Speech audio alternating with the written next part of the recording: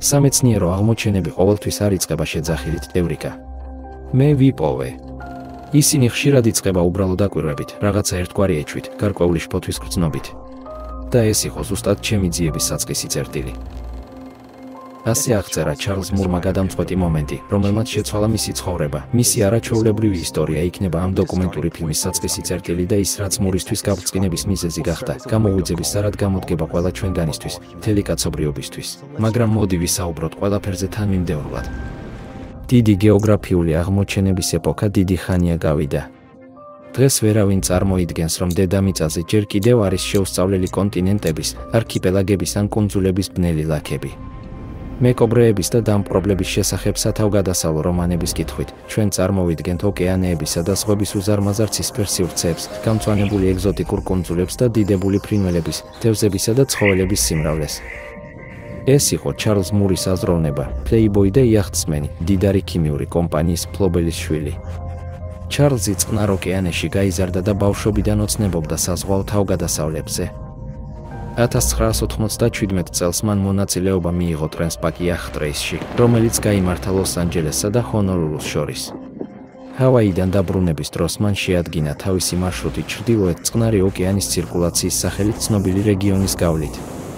ზღვაზე რამდენიმე დღის შემდეგ ჩარლზმა გააცნობიერა, რომ მისი იახტა ნაგვით იყო გარშემორტყმული, ის და მისი მეგობრები მცურავ ნაგავსაყრელში შეცურდნენ. გავიარე ოკეანის სიღრმეში 1000 კილომეტრზე მეტი, მე ვერ შევძელი გემბანზე გასვლა, რომ არ დამენახა, გარშემო როგორ მიცურავს პლასტმასის ნაჭერი ყოველ წუთში. რომანტიკულ თავგადასავალზე ოცნებები წყლის უზარმაზარ სივრცეში, ეგზოტიკურ მიწებსა და კუნძულებზე უცნაური ცხოველებითა და მცენარეებით, ამ მოგზაურობის შემდეგ დაიმსხვრა. ოკეანის ზედაპირი აღარ გვხიბლავდა თავისი პირველადი და ხელუხლებელი სილამაზით. ტონობით პლასტმასის ნარჩენებით ნაოსნობამ ღრმად შეძრა და შეცვალა ჩარლზ მურის ცხოვრება. ის, რის აღმოჩენასაც აპირებდა, მის გონებაში არ ჯდებოდა. კაპიტანი მური გახდა პიონერი, მაგრამ მისმა აღმოჩენამ არ გაახარა, რადგან მან აღმოაჩინა ის, რასაც მოგვიანებით ეწოდა, წყნარი ოკეანის დიდი ნაგავის კონტინენტი. ჩარლზი udardeli პლეიბოიდან გადაიქცა სერიოზულ ადამიანად და გარემოს დაცვის გულმოდგინე ადვოკატად. მამის ქიმიურ კომპანიაში თავისი აქციების გაყიდვის შემდეგ მან შემოსავალი გამოიყენა გარემოს დაცვითი ორგანიზაციის ალგალიტას საზღვაო კვლევის ფონდი EMRF დასაარსებლად, რომელმაც დაიწყო წყნარი ოკეანის ეკოლოგიური მდგომარეობის შესწავლა. ჩარლზ მურისთვის ეს ადვილი არ იყო. მისი მოხსენებები და გაფრთხილებები დიდი ხნის განმავლობაში უარყოფილი იყო. მის კვლევას სერიოზულად არ აღიქვამდნენ.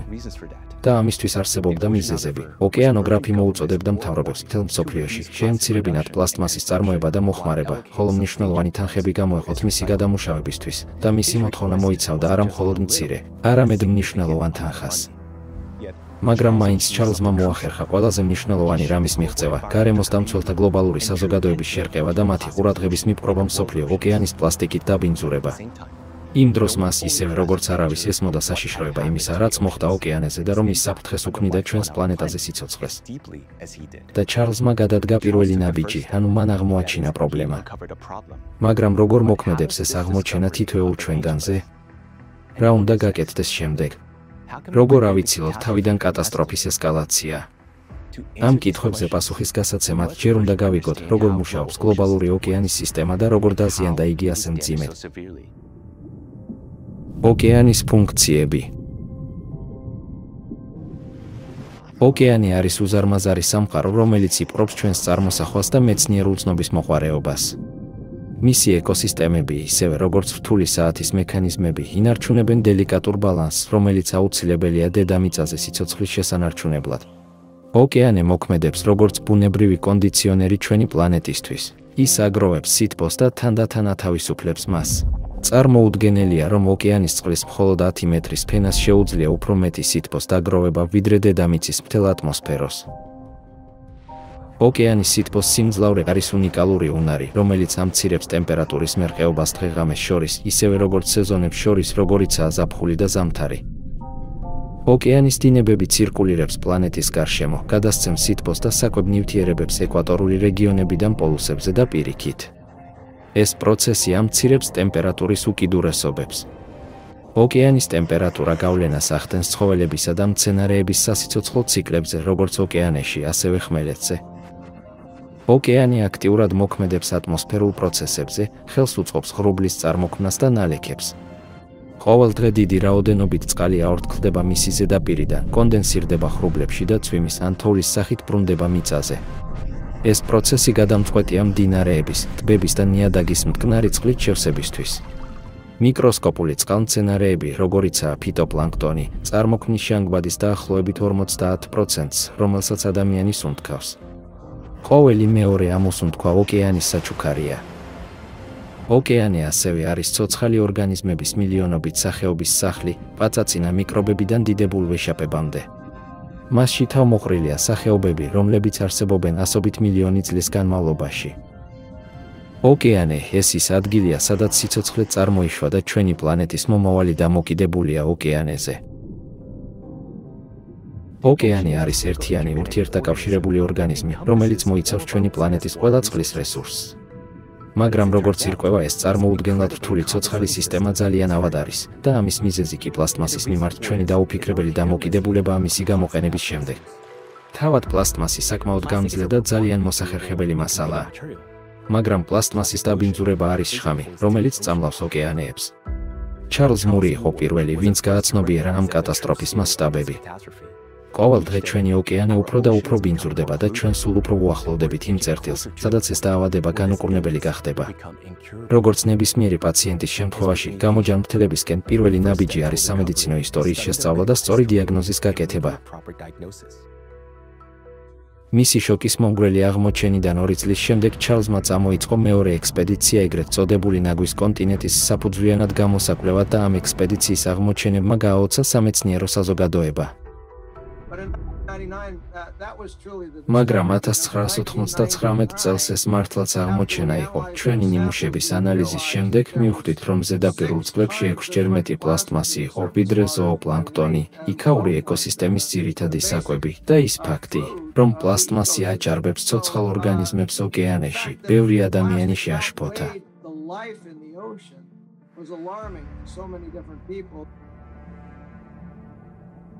წყნარი ოკეანის დიდი ნაგავის კონტინენტი, ფაქტობრივად, პლანეტის უდიდესი ნაგავსაყრელია, რომელიც სწრაფად იზრდება 1950-იან წლიდან. ეს ოკეანის ნაგავსაყრელი გადაჭიმულია ჩრდილოეთ ამერიკის დასავლეთ სანაპიროდან იაპონიამდე. მისი ფართობი მერყეობს, მაგრამ შეფასებულია დაახლოებით 1.600.000 კვადრატული კილომეტრით. ნაგვის ლაკა შეიცავს მინიმუმ 80,000 ტონა ნარჩენს. და ეს მხოლოდ აისბერგის მწვერვალია. პლასტმასის დაახლოებით 70% იძირება ოკეანის ფსკერზე, სადაც, სავარაუდოდ, ნარჩენების მნიშვნელოვანი რაოდენობაა. არავინ იცის რეალურად, რამდენ ნაგავს შეიცავს დიდი წყნარი ოკეანის ნაგავი. ჩრდილოეთ წყნარი ოკეანის სუბტროპიკული ცირკულარი ზედმეტად ვრცელია იმისთვის, რომ მეცნიერებმა შეისწავლონ. გაზომვები აჩვენებს, რომ დიდი ნაგვის ლაკა საგანგაშო სისწრაფით იზრდება. 2015 წლიდან 2022 წლამდე პლასტმასის საშუალო მასა მასში 5-ჯერ გაიზარდა, ხოლო მცირე პლასტმასის ფრაგმენტების რაოდენობა 10-ჯერ. მარკუს ერიქსენმა, ალგალიტას საზღვაო კვლევების ფონდის, ამერიკა, კვლევის დირექტორმა, აღნიშნა, ხალხის თავდაპირველი იდეა იყო ის, რომ ეს იყო პლასტმასის ნაგვის კუნძული, რომელზედაც თითქმის შეგეძლო სიარული. თლად ასე არ არის, ის თითქმის პლასტმასის წვნიანს ჰგავს. დიდი ნაგვის ლაკა ხდება პლანეტის მე-7 კონტინენტი. მაგრამ ეს არ არის ერთადერთი. დღეს მეცნიერებმა აღმოაჩინეს 5 ნაგვის დიდი დაგროვება, 2 ატლანტის ოკეანეში, 2 წყნარ ოკეანეში და 1 ინდოეთის ოკეანეში. მილიონობით ტონა პლასტმასი და სხვა ნარჩენები ცურავს ოკეანეებში. ამ ადგილებზე ნაგვის 80%-მდე პლასტმასის ნარჩენებია. ნაგვის კუნძულები კატასტროფული ტემპით იზრდება. თუ გარშემო მიმოვიხედავთ, შემდეგს შევამჩნევთ, ჩვენს გარშემო 10 ნივთიდან 8 დამზადებულია პლასტმასისგან. ჩვენ გვძინავს ბალიშებზე პლასტმასის შიგთავსით, ვიხეხავთ კბილებს პლასტმასის კბილის ჯაგრისებით და ვსვამთ პლასტმასის ბოთლებიდან. თქვენ უყურებთ ამ ფილმს პლასტმასისგან დამზადებულ ეკრანზე, იქნება ეს ტელევიზორი, ლეპტოპი თუ ტელეფონი. უბრალოდ შეუძლებელია წარმოვიდგინოთ ჩვენი თანამედროვე ცხოვრება ამ მასალის გარეშე. ჩვენს ირგვლივ სამყარო პლასტიკური გახდა. პლასტიკი დღეს კაცობრიობის ერთ-ერთი ყველაზე აქტუალური პრობლემაა. ჩვენ გადავწყვიტეთ, რომ რადგან პლასტმასის დაბინძურება იგნორირებული იყო, ავიღებდით ინიციატივას და დავიწყებდით იმის შექმნას, რაც მოგვიანებით ცნობილი გახდა, როგორც დიდი პლასტიკური გამოუვიძება. იმის გაცნობიერება, რომ ეს მასალა ალბათ ყველაზე გავრცელებულია ჩვენს ყოველდღიურ ცხოვრებაში. მე მიყვარს თქმა, რომ ძილის შემდეგ ყველაზე მეტ დროს ვატარებთ პლასტმასის შეფუთვის გახსნაში, რადგან ძალიან დიდ დროს ვხარჯავთ მხოლოდ პლასტმასისგან ნივთების ამოღებაზე, რომელიც ფაქტიურად ყველაფერს ფარავს. რა დამღუპველი შედეგები მოჰყვება პლასტმასის ნარჩენების უკონტროლო გადაყრას მსოფლიო ოკეანეებში. და მთავარი პრობლემა ის არის, რომ პლასტმასი სხვა ნივთიერებებისგან განსხვავებით არ ქრება. ის რჩება გარემოში. ის არ გადის ნორმალურ ბიოდეგრადაციის ციკლს. იგი გამოიგონეს ბუნებრივი დაშლის დასამარცხებლად. ამრიგად ბუნებრივი დაშლის დამარცხებით ის ჩვენი გარემოს მუდმივ ნაწილად იქცა.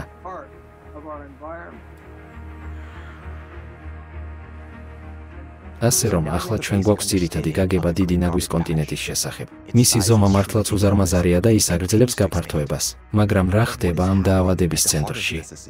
იქნებ პლასტმასი უბრალოდ ცურავს ერთ ადგილას და საბოლოოდ იძირება ოკეანის სიღრმეში, სადაც იშლება დიდი წნევის ქვეშ. იქნებ ეს არ არის ისეთი საგანგაშო, როგორც ჩანს. ასე რომ რისი გაგება მოვახერხეთ დღეისათვის? პლასტმასის მიკრო და ნანო ნაწილაკებად დაშლა. ახლა ეს არის სვის არსებების სიკვდილის ერთ-ერთი მთავარი მიზეზი და მისი როგორც მკვლელის შესწავლა აუცილებელია. ის არის მტაცებელი, რომელიც კლავს, მაგრამ არასდროს ჭამს. გარდა ამისა, ის თავად ხდება ჭამის მოხმარების ობიექტად, ავსებს კუჭებს, მაგრამ არ იძლევა არანაირ კვებით ღირებულებას. მას აქვს ბნელი, ბოროტი მხარე, ის კლავს და შემდგომში შეჭმულიც კი აგრძელებს მკვლელობას.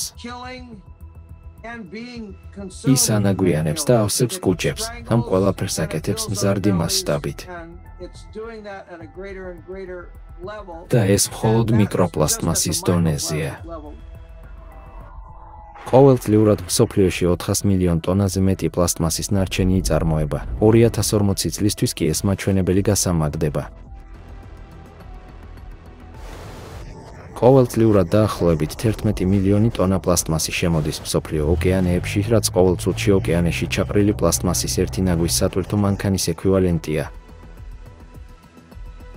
ამჟამად ჩვენი ოკეანეები უკვე შეიცავს დაახლოებით 200 მილიონ ტონა პლასტმასს. კვლევები აჩვენებენ, რომ 2050 წლისთვის ოკეანეში პლასტმასის რაოდენობა სავარაუდოდ გადააჭარბებს ყველა თევზის მთლიან წონას. პლასტმასის დაშლას 500,000 წელი სჭირდება.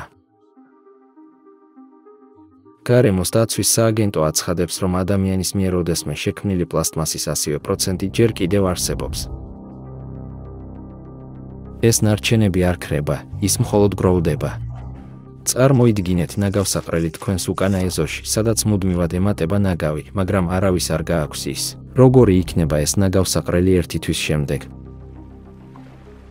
წყლის სისქეში მცურავი პლასტმასის ნარჩენები ხვდება ოკეანის დინებაში, გადადის ოკეანის ცენტრალურ რეგიონებში და ქმნის ნაგვის მასიურ ლაქებს.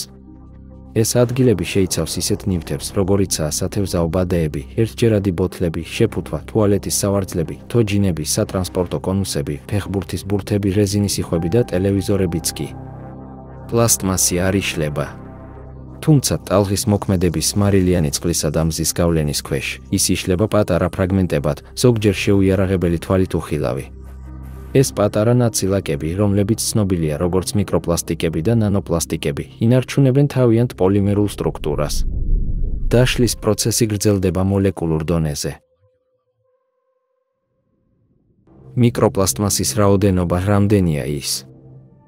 მიკროპლასტიკური ნაწილაკები ფანტასტიურ მოზაიკას წააგავს. ისინი წარმოიქმნება სხვადასხვა ტიპის პლასტმასისგან და ქიმიური დანამატებისგან, რომლებიც იცვლება მათი დეგრადაციის სტადიისა და გარემოს ზემოქმედების მიხედვით. შედეგად მიკროპლასტიკა გარემოში არ შეიძლება განიხილებოდეს, როგორც რაღაც ფიქსირებული ან მუდმივი.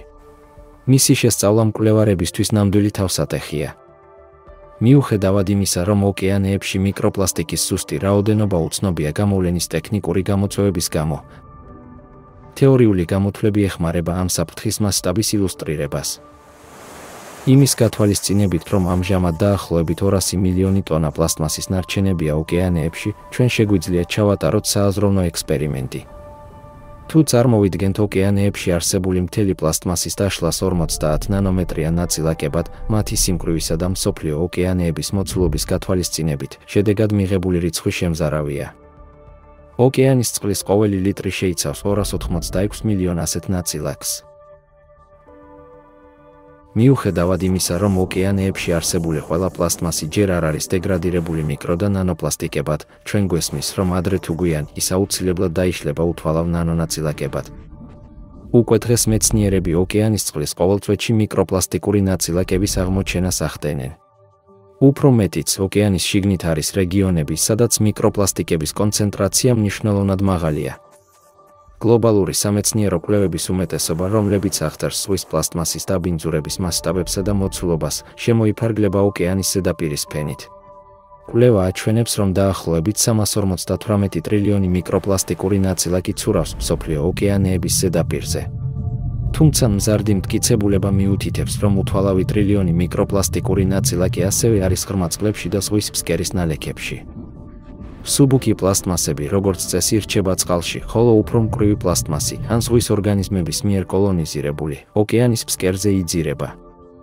შეფასებით, ურბანული წყაროებიდან პლასტმასის ნარჩენების დაახლოებით 50%-ს აქვს უფრო მაღალი სიმკვრივე, ვიდრე ზღვის წყალს, რაც იწვევს მის ფსკერზე ჩაძირვას, ღრმა ზღვის დინებით გადატანას და თხრილებსა და ღრმულებში დაგროვებას. მიკროპლასტიკა ოკეანის ყველაზე ღრმა წერტილშიც კი აღმოაჩინეს, მარიანას თხრილის ფსკერზე. სინამდვილეში, მიკროპლასტიკური ნარჩენების პირველადი საცავია არა ოკეანის ზედაპირი, არამედ ღრმა ზღვის ფსკერი. შესაბამისად, მთელი ზღვის ფსკერი თანდათან იფარება პლასტმასის ფენით. თუმცა მიკროპლასტიკებით ოკეანის დაბინძურების შესახებ მონაცემები დაწეულია და, ფაქტობრივად, ყველაფერი გაცილებით უარესადაა. ყველას არ აქვს წვდომა ძალიან დახვეწილ და ძვირადღირებულ ინსტრუმენტებზე და სინჯის აღების ინსტრუმენტებზე, განმარტავს მელანი ბერგმანი, ბიოლოგი ალფრედ ვეგენერის ინსტიტუტიდან გერმანიაში. მისი აზრით, ზღვის მიკროპლასტიკური ნაწილაკების დაახლოებით 90% შეიძლება გამოტოვებული იყოს სინჯის აღების სტანდარტული ტექნიკით, რადგან ისინი ძალიან მცირეა გამოსავლენად. პლასტმასის ყველაზე მაღალი კონცენტრაცია ნაგვის ზონებშია. ეს ოკეანის ნაგავსაყრელები მიკროპლასტმასის უწყვეტი წარმოებისთვის ქარხნების მსგავსად მოქმედებს. ისევე, როგორც ვირუსის გავრცელება სისხლში, მიკროპლასტიკა გლობალურ ოკეანის სისტემაში ნაწილდება დინების საშუალებით. მას შემდეგ, რაც ოკეანეების ცირკულაცია არის მსოფლიოს ყველა ოკეანეში, მიკროპლასტმასის დაგროვება ხდება გლობალური მასშტაბით. გამონაკლისი არც ისეთი შორეული და დაუსახლებელი რეგიონია, როგორიც არქტიკაა. ყინულის ბირთვის კვლევებმა აჩვენა, რომ არქტიკულ ოკეანეში მიკროპლასტიკური დაბინძურების დონე 2 რიგის სიდიდისაა, ანუ 100-ჯერ მეტი ვიდრე წყნარი ოკეანის ცირკულარულზე. დაბინძურების ორი ფენის, ზედაპირული და ქვედა ფენების გარდა, მიკროპლასტმასის კონცენტრაცია მნიშვნელოვნად იზრდება სხვა ზონაში, თერმოკლინის რეგიონში. ეს არის წყლის ფენა, სადაც ტემპერატურა მკვეთრად იცვლება სიღრმესთან ერთად. ამ ფენაში მაღალი სიმკვრივის გრადიენტების გამო, მიკრო და ნანოპლასტიკები ჩერდება იქ დიდი ხნის განმავლობაში. წარმოიდგინეთ ოკეანე, როგორც ფენებიანი ნამცხვარი, სადაც თითოეულ ფენას აქვს განსხვავებული ტემპერატურისა და სიმკვრივის მახასიათებლები. მიკროპლასტიკები გროვდება ამ ფენებს შორის საზღვრებზე. გარდა ამისა, მიკროპლასტმასის ტრანსპორტირება შესაძლებელია ოკეანეში ცოცხალი არსებებით, რომლებიც შთანთქავენ, ამუშავებენ და გამოყოფენ. ახლა უდავოა, რომ მიკროპლასტიკა ყველგანაა. ის იმყოფება წყლის ყველა ობიექტში, რადგან ჩვენს პლანეტაზე ოკეანეები, მდინარეები და ტბები ერთმანეთთან არის დაკავშირებული. მაგრამ ზოგიერთმა შეიძლება გააპროტესტოს, ნუ კარგი რა, ასეც რომ იყოს. მაგრამ მიკროპლასტიკა იმდენად პატარაა, რომ არ ღირს ამაზე ინერვიულო. გულისხმობ, მე მათ ვერ ვხედავ წყალში, რომელსაც მე ვსვამან პომიდორში სალატში, მიუხედავად იმისა, რომ ისინი გაიზარდა წყლით, რომელიც ურთიერთდაკავშირებულია გლობალური წყლის ციკლის ნაწილის. შესაძლოა ისინი არც თუ ისე საშიში, როგორც ჩანს. მაგრამ ეს ასეა.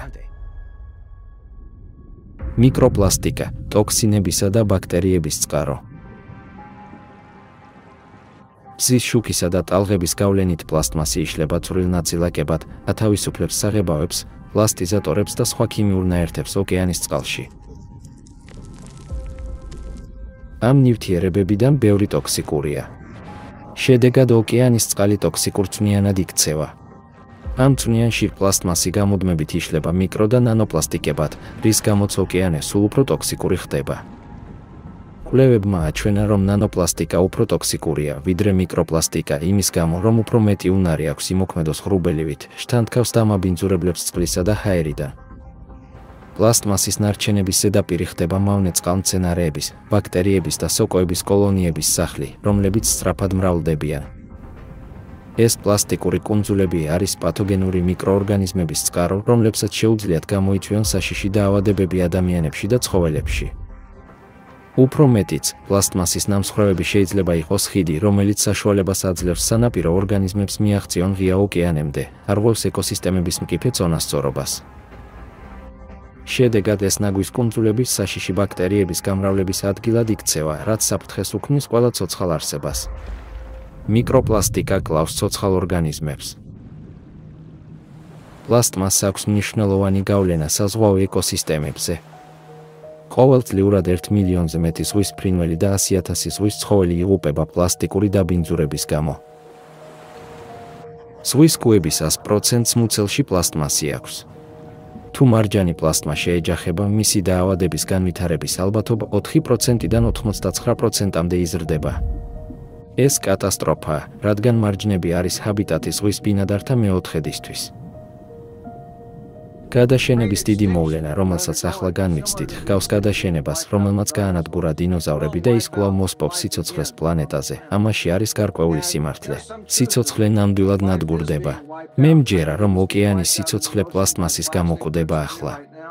და ხმელეთზე კლიმატის ცვლილების გამო და ასევე პლასტმასის გამო. მიკროპლასტიკა იმდენად პატარაა, რომ პლანქტონი მათ შთანთქავს. პლანქტონი არის კვების ჯაჭვის საფუძველი. ბევრი ზღვის სახეობა იკვებება პლანქტონით, ხოლო ისინი, ვინც არ მოიხმარენ პლანქტონს, ჭამენ არსებებს, რომლებმაც უკვე შეჭამეს იგი. ამრიგად მიკროპლასტიკა ხდება კვების ჯაჭვის ნაწილი. რაც უფრო დიდია თევზი, მით მეტ მიკროპლასტიკს შეიცავს იგი. კვლევის თანახმად ყველაზე დიდი ცხოველი, რომელიც ოდესმე ცხოვრობდა დედამიწაზე, ასევე მიკროპლასტიკების ყველაზე დიდი მომხმარებელია. თითოეული ვეშაპი დღეში 43 და 6 კილოგრამამდე პლასტმასს მოიხმარს. თუმცა ვეშაპები არ იღებენ პლასტმასს უშუალოდ წყლიდან, მიკროპლასტიკების 99% მათ სხეულში საკვების საშუალებით ხვდება. სხვა სიტყვებით რომ ვთქვათ, ეს ნივთიერება უკვე იმყოფება იმ მტაცებლის შიგნით, რომელსაც ვეშაპები მოიხმარენ. აღსანიშნავია, რომ პატარა მიკროპლასტიკები უფრო სახიფათო გავლენას ახდენს ორგანიზმებზე უჯრედულ დონეზე. ნანოზომის პლასტმასის ნაწილაკები აღწევს უჯრედის მემბრანაში და რჩება უჯრედების შიგნით, რადგან ისინი არ გამოიდევნება ორგანიზმიდან. გარდა ამისა, მიკრო და ნანოპლასტიკები აზიანებენ დნმ-ს ბირთვის შიგნით. პლასტმასის ნაწილაკები არა მხოლოდ შეიცავს ტოქსიკურ ნივთიერებებს, არამედ შთანთქავს ორგანულ დამაბინძურებლებს ზღვის წყლისა და მასზე არსებული ბაქტერიების კოლონიებიდან. საბოლოო ჯამში ეს ყველაფერი ხდება ადამიანის ორგანიზმში ზღვის პროდუქტების მოხმარებით. ასე რომ ჩვენ არ ვჭამთ მხოლოდ საკუთარ ნაგავს, ჩვენ ვჭამთ ტოქსინებით, ბაქტერიებითა და სოკოებით გაჟრენთილ ნაგავს. გარდა ამისა, მიკრო და ნანოპლასტიკები ჩვენს ორგანიზმში შედიან სხვა საკვები პროდუქტების, სასმელი წყლის, ჰაერის და ზღვის ნიავითაც კი. ახლა ჩვენ ვიცით, რომ ეს მიკროპლასტმასი ხდება ნანოპლასტმასი. ისინი ხდებიან ჰაერში. ისინი შედიან ჩვენს წყალში და შედიან ჩვენს საკვებში და ბოსტნეულშიც კი. ასე რომ, თუ ითვლებოდა, რომ ისინი მხოლოდ ზღვის არსებებისთვისაა პრობლემა, ახლა ეს პრობლემაა ყველა ადამიანისათვის, ყველა ეკოსისტემისთვის, ყველა ჰაბიტატისთვის. კარგია, ახლა ჩვენ ვიცით, რომ პლასტმასი ნამდვილად იწვევს დაავადებებს. პლასტმასი ამცირებს თქვენს სიცოცხლეს. მიკრო და ნანოპლასტიკები გროვდება სისხლში და ტრანსპორტირდება ადამიანის სხვადასხვა ორგანოებში. მიკროსკოპული პლასტმასის ნაწილაკები აღმოაჩინეს სისხლში, თავის ტვინში, გულში, ფილტვებში, დედის რძეში, პლაცენტაში და ბოლო დროს პენისებში, სათესლე ჯირკვლებში და ადამიანის სპერმის ნიმუშებში. პლასტმასისგან გამოთავისუფლებული ტოქსიკური ნივთიერებები არღვევს ენდოკრინულ სისტემას, რაც იწვევს მძიმე შედეგებს, მათ შორის უნაყოფობას, ჰორმონალურ დისბალანსს და კიბოს ისეთი სიმსივნეებს, როგორიცაა სარძევი ჯირკვლის, საკვერცხების და პროსტატის კიბო. პლასტმასის ქიმიური დანამატები ასევე უარყოფითად მოქმედებს გულ-სისხლძარღვთა ძარღვთა სისტემაზე და ზრდის ათეროსკლეროზის რისკს. როგორც კი ისინი მიაღწევენ ტვინს, მიკრო და ნანოპლასტიკური ნაწილაკები ზრდის ნეიროდეგენერაციული დარღვევების ალბათობას, როგორიცაა ალცჰეიმერი და პარკინსონის დაავადება. პლასტიკური ნაწილაკების ჩასუნთქვა ხელს უწყობს ასთმის და ფილტვის კიბოს განვითარებასაც კი. წყალბადის ბმები არის ძირითადი დამაკავშირებელი ძალა, რომელიც აწესრიგებს მატერიას მაღალ სტრუქტურულ ფორმებად. კვლევებმა აჩვენა, რომ ნანოპლასტიკების თანდასწრებით ცილის მოლეკულები დეფორმირდება ნანოპლასტიკებსა და ცილებს შორის ძლიერი წყალბადის ბმების წარმოქმნის გამო. გახსოვდეთ, რომ ყველა ცოცხალი ორგანიზმი შედგება ცილებისგან, შესაბამისად მათ დეფორმაციას შეიძლება ჰქონდეს სერიოზული ბიოლოგიური შედეგები, რაც გავლენას მოახდენს უჯრედების, ქსოვილებისა და ორგანოების ფუნქციონირებაზე. ეს საფრთხეს უქმნის პლანეტაზე მთელი სიცოცხლის არსებობას. როგორც ვხედავთ, ნაგვის ლაქის საკითხი, სადაც პლასტმასი იშლება მიკრონაწილაკებად და ვრცელდება ჩვენი პლანეტის ყველა წყლის ობიექტში. ეს უფრო ფართო მასშტაბის გამოდის. ერთ-ერთი მთავარი ნაბიჯი არის ის, რომ მიკრო და ნანოპლასტმასის პრობლემა გავლენას ახდენს ყველა ადამიანზე და მთელ ცხოვრებაზე ამ პლანეტაზე. ახლა ჩვენ გვსურს აღვნიშნოთ, რომ ნანოპლასტიკა კიდევ უფრო საშიშია, ვიდრე ვირუსები, რადგან სანამ ვირუსები შეიჭრებიან უჯრედებში, ნანოპლასტიკა კიდევ უფრო შორს მიდის, ანუ ისინი გავლენას ახდენენ ცილის მოლეკულებზე. და ვინაიდან ყველა ცოცხალი არსება ცილებისგან შედგება, ნანოპლასტიკა პირდაპირ საფრთხეს უქმნის ყველა ცოცხალ ორგანიზმს. სინამდვილეში მათ შეუძლიათ გავლენა მოახდინონ გენეტიკური ინფორმაციის თავად მატარებელზე, დნმ-ზე, რაც პოტენციურად იწვევს ჯაჭვების გაწყვეტას და გენეტიკურ მუტაციებს. ასე რომ, პლასტიკასთან დაკავშირებული საკითხები ყველა ჩვენგანს უკვე ეხება, მაგრამ თქვენ იცით, ეს მხოლოდ ისტორიის ნაწილია. საინტერესოა, რომ ისევე როგორც პლასტმასის ნარჩენების რაოდენობა ოკეანეში სწრაფად იზრდება, ასევე იზრდება სტიქიური უბედურებების სიხშირე და სიმძიმე. და აქ ჩნდება კითხვა, არის თუ არა კავშირი მიკრო და ნანოპლასტმასებს შორის, რომლებმაც შეაღწიეს წყლის ყოველწვეთსა და კლიმატის ცვლილებებს შორის. ან იქნება არანაირი კავშირი არ არის და ამინდი მალე ნორმალურ პირობებში დაბრუნდება, არა? სანამ ამ კითხვებზე პასუხს გავცემდეთ, მოდით უფრო კარგად გავიგოთ, რა ხდება კლიმატთან დაკავშირებით. ოკეანის დათბობა. იუნესკოს ანგარიში ოკეანის მდგომარეობა 2024 წლის ავლენს საგანგაშო ახალ მონაცემებს. ოკეანის დათბობის მაჩვენებელი გაორმაგდა ბოლო 20 წლის განმავლობაში და ოკეანის სითბოს შემცველობამ მიაღწია ყველა დროის მაქსიმუმს. კვლევებმა აჩვენა, რომ 1955-1986 წლებში მსოფლიო ოკეანეები სტაბილურად თბებოდა. თუმცა ბოლო 10 წლეულების განმავლობაში დათბობის ტემპი მნიშვნელოვნად დაჩქარდა. 2023 წელს ოკეანის ზედაპირის გლობალურმა ტემპერატურამ მიაღწია ისტორიაში ყველა დროის მაღალ დონეს და 2024 წელს განაგრძო ეს აღმავალი ტენდენცია. ზღვის ზედაპირის ტემპერატურა რეკორდულად მაღალ დონეზე რჩებოდა ზედიზედ 15 თვის განმავლობაში. პირველად ისტორიაში საშუალო გლობალური ტემპერატურა 1,5 გრადუს ცელსიუსით გაიზარდა პრეინდუსტრიულ მაჩვენებელზე. ექსპერტების აზრით, სწორედ ეს მაჩვენებელია ის კრიტიკული ზღვარი, რომელიც გამოიწვევს მასიური კლიმატის რყევებს. ეს ზრდა მოსალოდნელი იყო 21 საუკუნის შუა წლებში, მაგრამ რეალურად ჩვენ უკვე გადავკვეთეთ. გაეროს პროგნოზების თანახმად ეს ტენდენცია სავარაუდოდ გაგრძელდება. გლობალური ტემპერატურა ამ საუკუნის ბოლოსთვის პოტენციურად მოიმატებს თითქმის 3 გრადუს ცელსიუსით. სიდნეის ტექნოლოგიური უნივერსიტეტის გამოყენებითი ფიზიკის დამსახურებულმა პროფესორმა ჯეფ სმიტმა თქვა, რომ 70 წელზე მეტი დაგროვილი მონაცემები აჩვენებს ოკეანის ტემპერატურის და ოკეანეებში შენახული მთლიანი ენერგიის დაჩქარებულ ზრდას. ამჟამინდელი სამეცნიერო მოდელები ატმოსფერული სათბურის გაზების მუდმივი მატების არსებობის პირობებში არ პროგნოზირებენ ამ საშიშ აჩქარებას. პროფესორი ჯეფ სმიტი, ემერიტუს პროფესორი გამოყენებითი ფიზიკის. გარდა ამისა, ბოლო 60 წლის განმავლობაში ოკეანეები უფრო დიდ სიღრმეზე 15 ჯერ უფრო სწრაფად თბებოდა, ვიდრე წინა 10,000 წლის განმავლობაში. ეს იმაზე მეტყველებს, რომ გლობალური დათბობის პროცესები არ შემოიფარგლება მხოლოდ ოკეანის ზედაპირით, არამედ გავლენას ახდენს ოკეანის ღრმა ნაწილებზე, სადაც მზის სინათლე ვერ აღწევს. ასეთ სიღრმეზე წყლის გასატყობად საჭიროა დიდი რაოდენობით ენერგია, რაც ასახავს პრობლემის მასშტაბებს. მეცნიერთა აზრით, ოკეანის დათბობის ამჟამინდელი ტემპის მისაღწევად საჭირო ენერგია იქნება 7 ატომური ბომბის აფეთქების ტოლფასი, იგივე ბომბის, რომელიც ჩამოგდებული იყო ჰიროშიმაზე, ყოველ წამში, განუწყვეტლივ, მთელი წლის განმავლობაში. ეს არის შემაძრწუნებელი ციფრები, რომლებიც აჩენს გადამწყვეტ კითხვას, საიდან მოდის მთელი ეს ენერგია. ოკეანის ტემპერატურის მატებასთან ერთად, ზღვის დონე აგრძელებს ასვლას, რაც საფრთხეს უქმნის მთელ სანაპირო ზოლს. ბოლო 2 საუკუნის განმავლობაში გლობალური ზღვის დონე გაიზარდა 21 სანტიმეტრით, აქედან 10,1 სანტიმეტრით მხოლოდ ბოლო 30 წლის განმავლობაში. ზღვის დონე ახლა 2,5-ჯერ უფრო სწრაფად იზრდება, ვიდრე ადრე და ეს ტენდენცია გრძელდება. თუ ეს ტენდენცია შენარჩუნდება, მილიონობით ადამიანი გახდება კლიმატის ლტოლვილი, იძულებული გახდება დატოვოს სახლები და ეძებოს თავშესაფარი სანაპირო ზონებიდან მოშორებით. გარდა ამისა, 1960-იანი წლებიდან ოკეანემ დაკარგა ჟანგბადის 2% მისი წყლების დათბობისა და ინდუსტრიული საყოფაცხოვრებო და სასოფლო-სამეურნეო ჩამონადენის დაბინძურების გამო. სანაპირო საზღვაო სახეობები იხრჩობიან ჟანგბადის დონის შემცირების გამო. გამოვლენილია 700-მდე მკვდარი ზონა, სადაც თითქმის არ არის დარჩენილი ზღვის ფლორა და ფაუნა. ოკეანის დათბობა იწვევს უფრო ხშირ და მძიმე ექსტრემალურ ამინდის მოვლენებს, როგორიცაა წყალდიდობა, ტაიფუნები და ექსტრემალური ნალექი. ეს ყველაფერი საფრთხეს უქმნის პლანეტის ეკოსისტემებს და მილიარდობით ადამიანის სიცოცხლეს.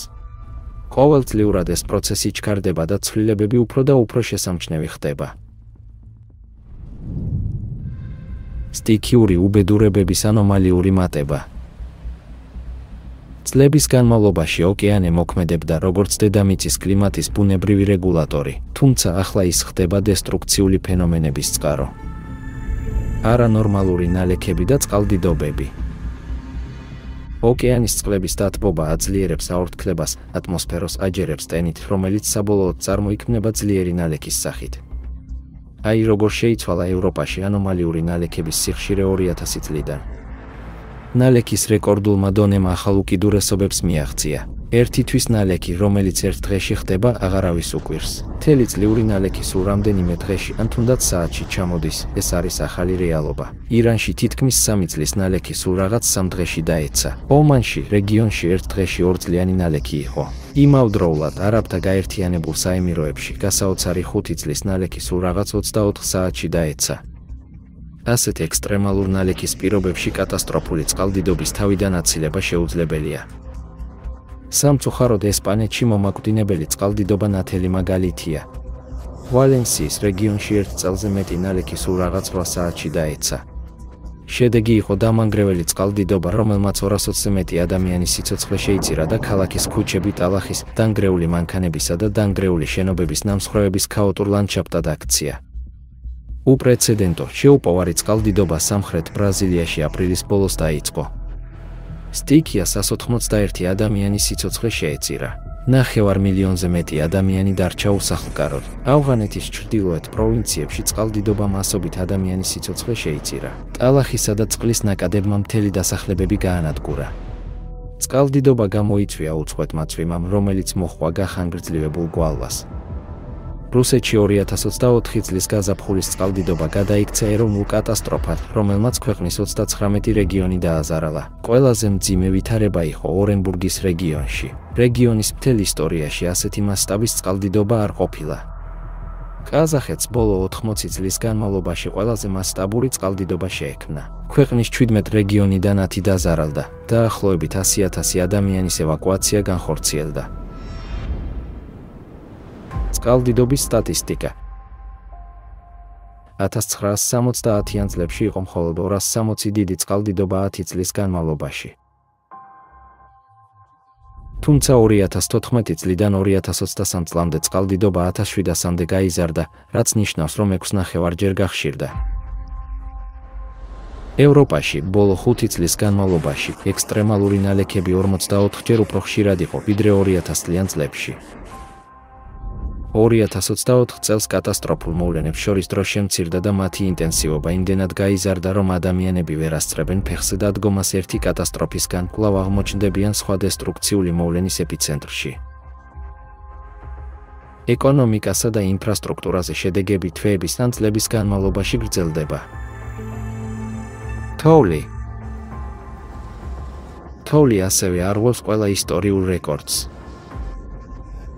გასულ ზამთარში მასიურმა ქარბუქმა მოიცვა ევროპა, ამერიკა, კანადა, რუსეთი, ყაზახეთი, ჩინეთი, თურქეთი, იაპონია და ბევრი სხვა რეგიონი.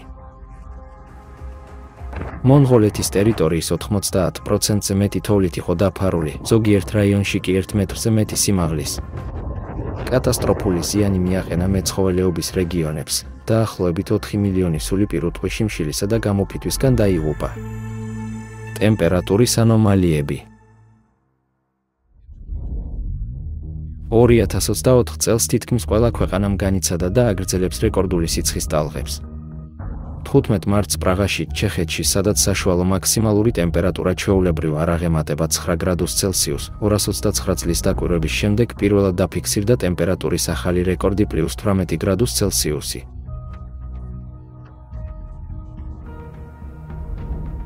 აპრილმა ასევე მოუტანა უპრეცედენტო ტემპერატურული ქაოსი ევროპას. სულ რაღაც 10 დღეში 128 ქვეყანამ სიცხის ახალი რეკორდი დაამყარა. ევროპის უმეტეს ქვეყნებში აპრილში უფრო ცხელი ტემპერატურა იყო, ვიდრე ჩვეულებრივ შუა ზაფხულშია ხოლმე. ამავდროულად დაფიქსირდა ისტორიაში ერთ-ერთი ყველაზე მკვეთრი ტემპერატურის რყევა. სლოვენიაში ტემპერატურა მხოლოდ ერთ დღეში 26 გრადუს ცელსიუსით დაეცა. ინდოეთში აპრილში ტემპერატურა მიაღწია 46 გრადუს ცელსიუსს, რაც ბევრად აღემატება ნორმას 35 გრადუს ცელსიუსს. ადამიანი ვერ იტანს ასეთ სიცხეს. მას შემდეგ, რაც გარეთ მომუშავე პოლიციელებმა დაიწყეს გონების დაკარგვა, ჩაფხუტები კონდიციონერით დაემატა მათ აღჭურვილობას. საუდის არაბეთში, მექაში ივნისში ზედიზედ რამდენიმე დღის განმავლობაში ტემპერატურა 40 გრადუს ცელსიუსზე დაბლა არ ჩადიოდა. უკიდურესი სიცხე დაემთხვა ჰაჯს, სადაც მხოლოდ ერთ დღეს, 16 ივნისს, 27,000-ზე მეტმა მომლოცველმა მზის დარტყმა განიცადა. ხალხი აუტანელი სიცხის გამო პირდაპირ ქუჩებში ეცემოდა. წარმოუდგენელია, რომ სულ მცირე 1300 ადამიანი დაიღუპა. ტორნადოები და მიკროაფეთქებები.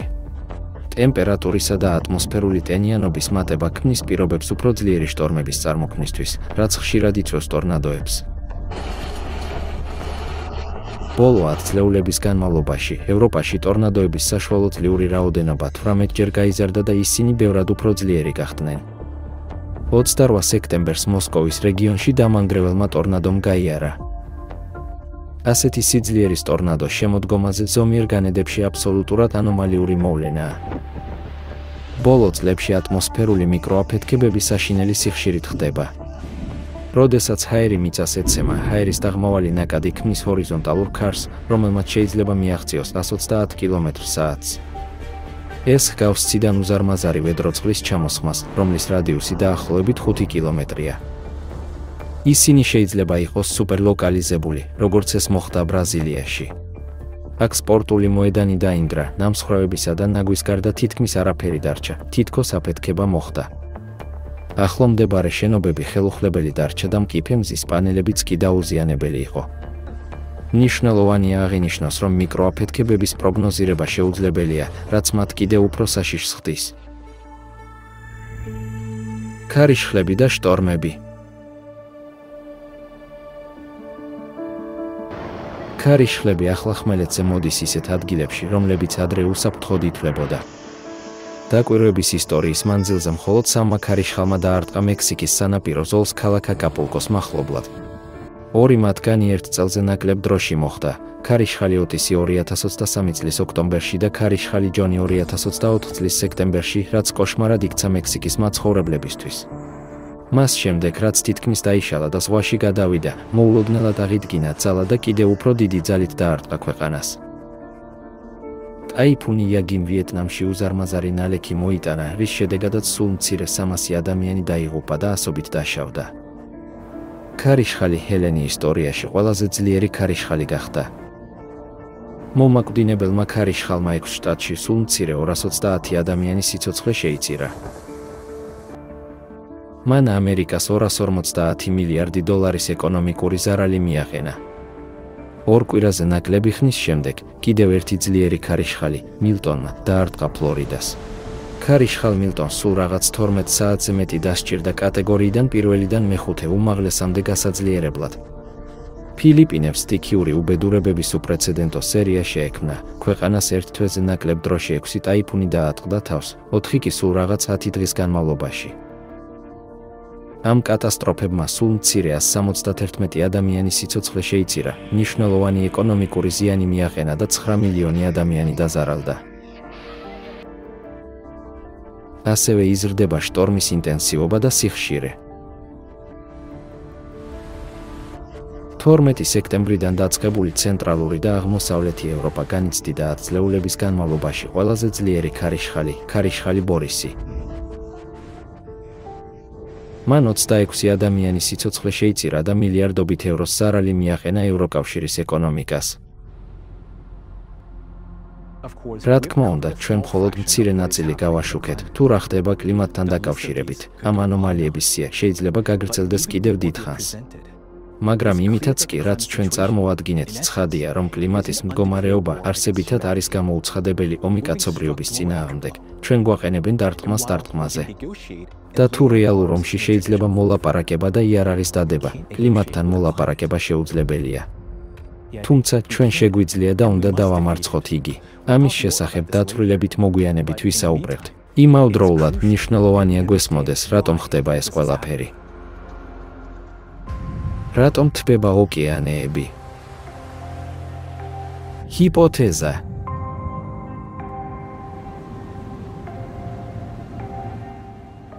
ძირითადი ფართოდ აღიარებული ფაქტორები, რომლებიც გავლენას ახდენენ ოკეანის დათბობაზე, არის სადგურის აირები, როგორიცაა CO2. ეს აირები ატმოსფეროში იჭერს სითბოს, რაც იწვევს წყლის ზედა ფენების გაცხელებას. თუმცა სხვა ფაქტორებმაც შეიძლება მნიშვნელოვანი როლი ითამაშონ. განვიხილოთ ორი გრაფიკი. გრაფიკი, რომელიც აჩვენებს პლასტმასის კონცენტრაციის ზრდას ოკეანეებში ბოლო 10 წლეულების განმავლობაში. ეს მონაცემები მიუთითებს ოკეანეში მიკროპლასტიკების მნიშვნელოვან ზრდაზე 1950-იანი წლებიდან, რაც დაემთხვა დაჩქარებულ ინდუსტრიულ განვითარებას და პლასტმასის ნაწარმის მასობრივ წარმოებას. გრაფიკი, რომელიც აჩვენებს ოკეანის ტემპერატურის ზრდას იმავე პერიოდში. ეს გრაფიკი აჩვენებს პარალელურ ზრდას ოკეანეების ზედაპირის საშუალო ტემპერატურის, რომელიც ასევე იწყება მე-20 საუკუნის შუახანებიდან. ამ ორი გრაფიკის შედარებით, ჩვენ შეგვიძლია დავაკვირდეთ გარკვეულ კორელაციას პლასტმასის კონცენტრაციის მატებასა და ოკეანეების დათბობას შორის. ეს იმაზე მეტყველებს, რომ პლასტიკური დაბინძურება შეიძლება იყოს ერთ-ერთი მნიშვნელოვანი, მაგრამ არასათანადოდ შეფასებული ფაქტორი, რომელიც ხელს უწყობს ოკეანის დათბობას. მოდით გამოვიკვლიოთ, როგორ შეიძლება გავლენა იქონიოს პლასტმასმა ოკეანის ფუნქციებზე, კონკრეტულად, წყლის თბოგამტარობაზე და სითბოს სიმძლავრეზე, და როგორ შეიძლება ამ პროცესებმა ხელი შეუწყოს მის დათბობას. ამის გასაგებად საჭიროა უფრო ღრმად ჩაუღრმავდეთ წყლის სტრუქტურასა და თვისებებს. წყლის უნიკალური თვისებები.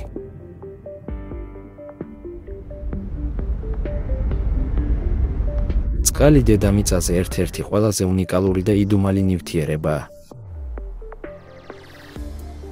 რა იმალება მარტივი ქიმიური ფორმულის მიღმა H2O და რატომ აქვს მას ასეთი უნიკალური სტრუქტურა და თვისებები?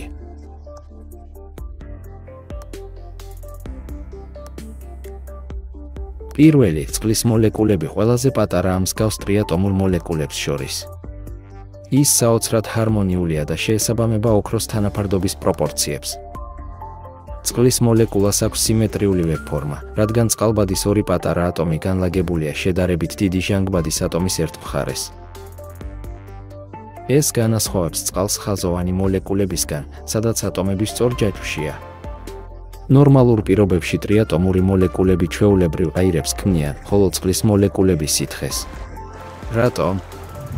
წყლის მოლეკულები ერთმანეთთან დაკავშირებულია წყალბადის ბმებით, ქმნიან ძლიერ და მოწესრიგებულ სტრუქტურას, როგორც მეგობრული კავშირების შეკრული გუნდი. წყლის მოლეკულებს ასევე აქვთ კლასტერებად გაერთიანების უნიკალური თვისება. სხვა სიტყვებით რომ ვთქვათ, წყალი რთული სითხეა, შედგება განმეორებადი ჯგუფებისგან.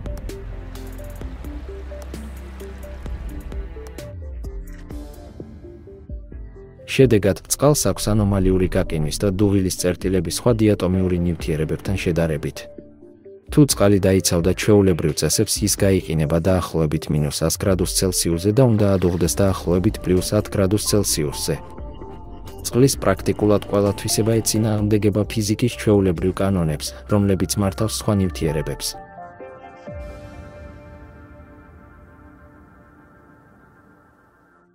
პირველი თვისება. წყალს აქვს ყველაზე მაღალი სპეციფიკური სითბური ტევადობა და შერწყმის სითბო, ანუ წყალი სხვა ნივთიერებებთან შედარებით უფრო ძნელად იყინება, ხოლო ყინული უფრო ძნელად ტნება. ამ მახასიათებლის გამო, მსოფლიო ოკეანე არის დედამიწის კლიმატის მარეგულირებელი. ოკეანის წყალი უფრო ნელა გაცივდება, ვიდრე ჰაერი და ნიადაგი, რაც საშუალებას აძლევს მას დღის განმავლობაში შეინახოს სითბო და ღამით ნელა გამოუშვას. ზაფხულში ოკეანეში თანთქავს ზედმეტ სითბოს და ზამთარში თანდათან ათავისუფლებს მას. ამ გზით ოკეანე მოქმედებს როგორც გიგანტური თერმოსტატი, რომელიც ზომიერებს ტემპერატურის რყევებს. მეორე უნიკალური თვისება, როდესაც წყლის ტემპერატურა იცვლება, მისი თვისებებიც იცვლება. წყალი აღწევს სპეციფიკური სითბოს სიმძლავრის მინიმალურ მნიშვნელობას 37 გრადუს ცელსიუს ტემპერატურაზე. ამ ფაქტს დიდი მნიშვნელობა აქვს ცოცხალი ორგანიზმებისთვის, რადგან მათი სხეულის 2/3 წყლისგან შედგება. ადამიანისა და თბილსისხლიანი ცხოველების სხეულის ნორმალური ტემპერატურა 36-39 გრადუს ცელსიუსამდე მერყეობს, ზუსტად ამ დიაპაზონშია. ამ ტემპერატურაზე ყველაზე ეფექტურია მეტაბოლიზმის რთული ბიოქიმიური რეაქციები. თითქოს ბუნებამ თავად უზრუნველყო, რომ ცოცხალ ორგანიზმებს შეეძლოთ სითბოს შენარჩუნება დიდი ენერგიის დახარჯვის გარეშე, რაც მათ საშუალებას აძლევს განაგრძონ განვითარება. წყლის მესამე უნიკალური თვისება. წყლის მესამე უნიკალური თვისება, ნივთიერებების უმრავლესობისთვის სიმკვრივე მცირდება გაცხელებისას, თითქოს მოლეკულები ერთმანეთს შორდებიან და იზრდება როცა გაცივდებიან, როდესაც მოლეკულები უახლოვდებიან ერთმანეთს. თუმცა წყალი გარკვეულწილად განსხვავებულად იქცევა. როდესაც წყალი გაცივდება 4 გრადუს ცელსიუსამდე, მისი სიმკვრივე მართლაც იზრდება, ისევე როგორც სხვა ნივთიერებების უმეტესობა. მაგრამ შემდგომი გაგრილებისას 4 გრადუს ცელსიუსიდან 0 გრადუს ცელსიუსამდე, მისი სიმკვრივე იწყებს კლებას. ამრიგად წყალი მაქსიმალურ სიმკვრივეს აღწევს 4 გრადუს ცელსიუს ტემპერატურაზე და არა 0 გრადუს ცელსიუსზე. და აი, აქ ხდება ყველაზე საინტერესო. როდესაც წყალი ყინულად იქცევა, მისი სიმკვრივე მაშინვე მცირდება 9%-ზე მეტით. სხვა სიტყვებით რომ ვთქვათ, ყინული უფრო მეტ მოცულობას იკავებს, ვიდრე თხევადი წყალი. ეს წყლის წარმოუდგენლად უჩვეულო თვისებაა. რადგან ყინული წყალზე მსუბუქი ხდება, ის ცურავს. ზედაპირზე დარჩენით ის იცავს წყალს და მასში არსებულ ყველა ცოცხალ ორგანიზმს სრული გაკინვისგან. თუ გაკინვისას წყლის სიმკვრივე გაიზრდებოდა, მაშინ ყინული ჩაიძირებოდა.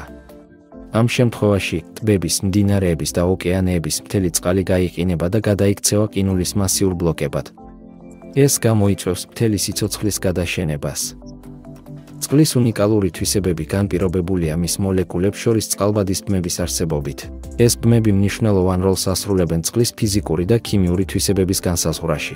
წყლის ფიზიკური თვისებების ცვლილებამ შეიძლება მნიშვნელოვნად იმოქმედოს ოკეანეების თერმულ ბალანსზე, მათ შორის სითბოს შენახვისა და გადაცემის უნარზე. ჩვენ ახლა გვაქვს თითქმის ყველა ინფორმაცია, რაც გვჭირდება იმის გასაგებად, თუ რა ხდება კლიმატთან დაკავშირებით. ასე რომ, ჩვენ ვიცით, რომ ოკეანე საგანგაშოს ისწრაფით თბება. ჩვენ ვიცით, რომ ნაგვის ზედაპირზე მცურავი ნაგვის გარდა, პლასტმასის უზარმაზარი რაოდენობა ფარავს ოკეანის ფსკერს. უფრო მეტიც, ჩვენ ასევე გავიგეთ, რომ ოკეანის წყლის პრაქტიკულად ყოველი წვეთი ივსება მიკრო და ნანოპლასტიკური ნაწილაკებით და რომ თავად წყალს აქვს უნიკალური თვისებები. ახლა რჩება საბოლოო ნაბიჯი, იმის გაგება, თუ როგორ ცვლის ეს პლასტიკური ნაწილაკები წყლის უნიკალურ თვისებებს. როგორც კი ამას გავიგებთ, ოკეანის არანორმალური დათბობის მიზეზი გაირკვევა და ჩვენ ზუსტად გავიგებთ, რა უნდა გავაკეთოთ. მიკრო და ნანოპლასტიკების გავლენა წყლის თვისებებზე.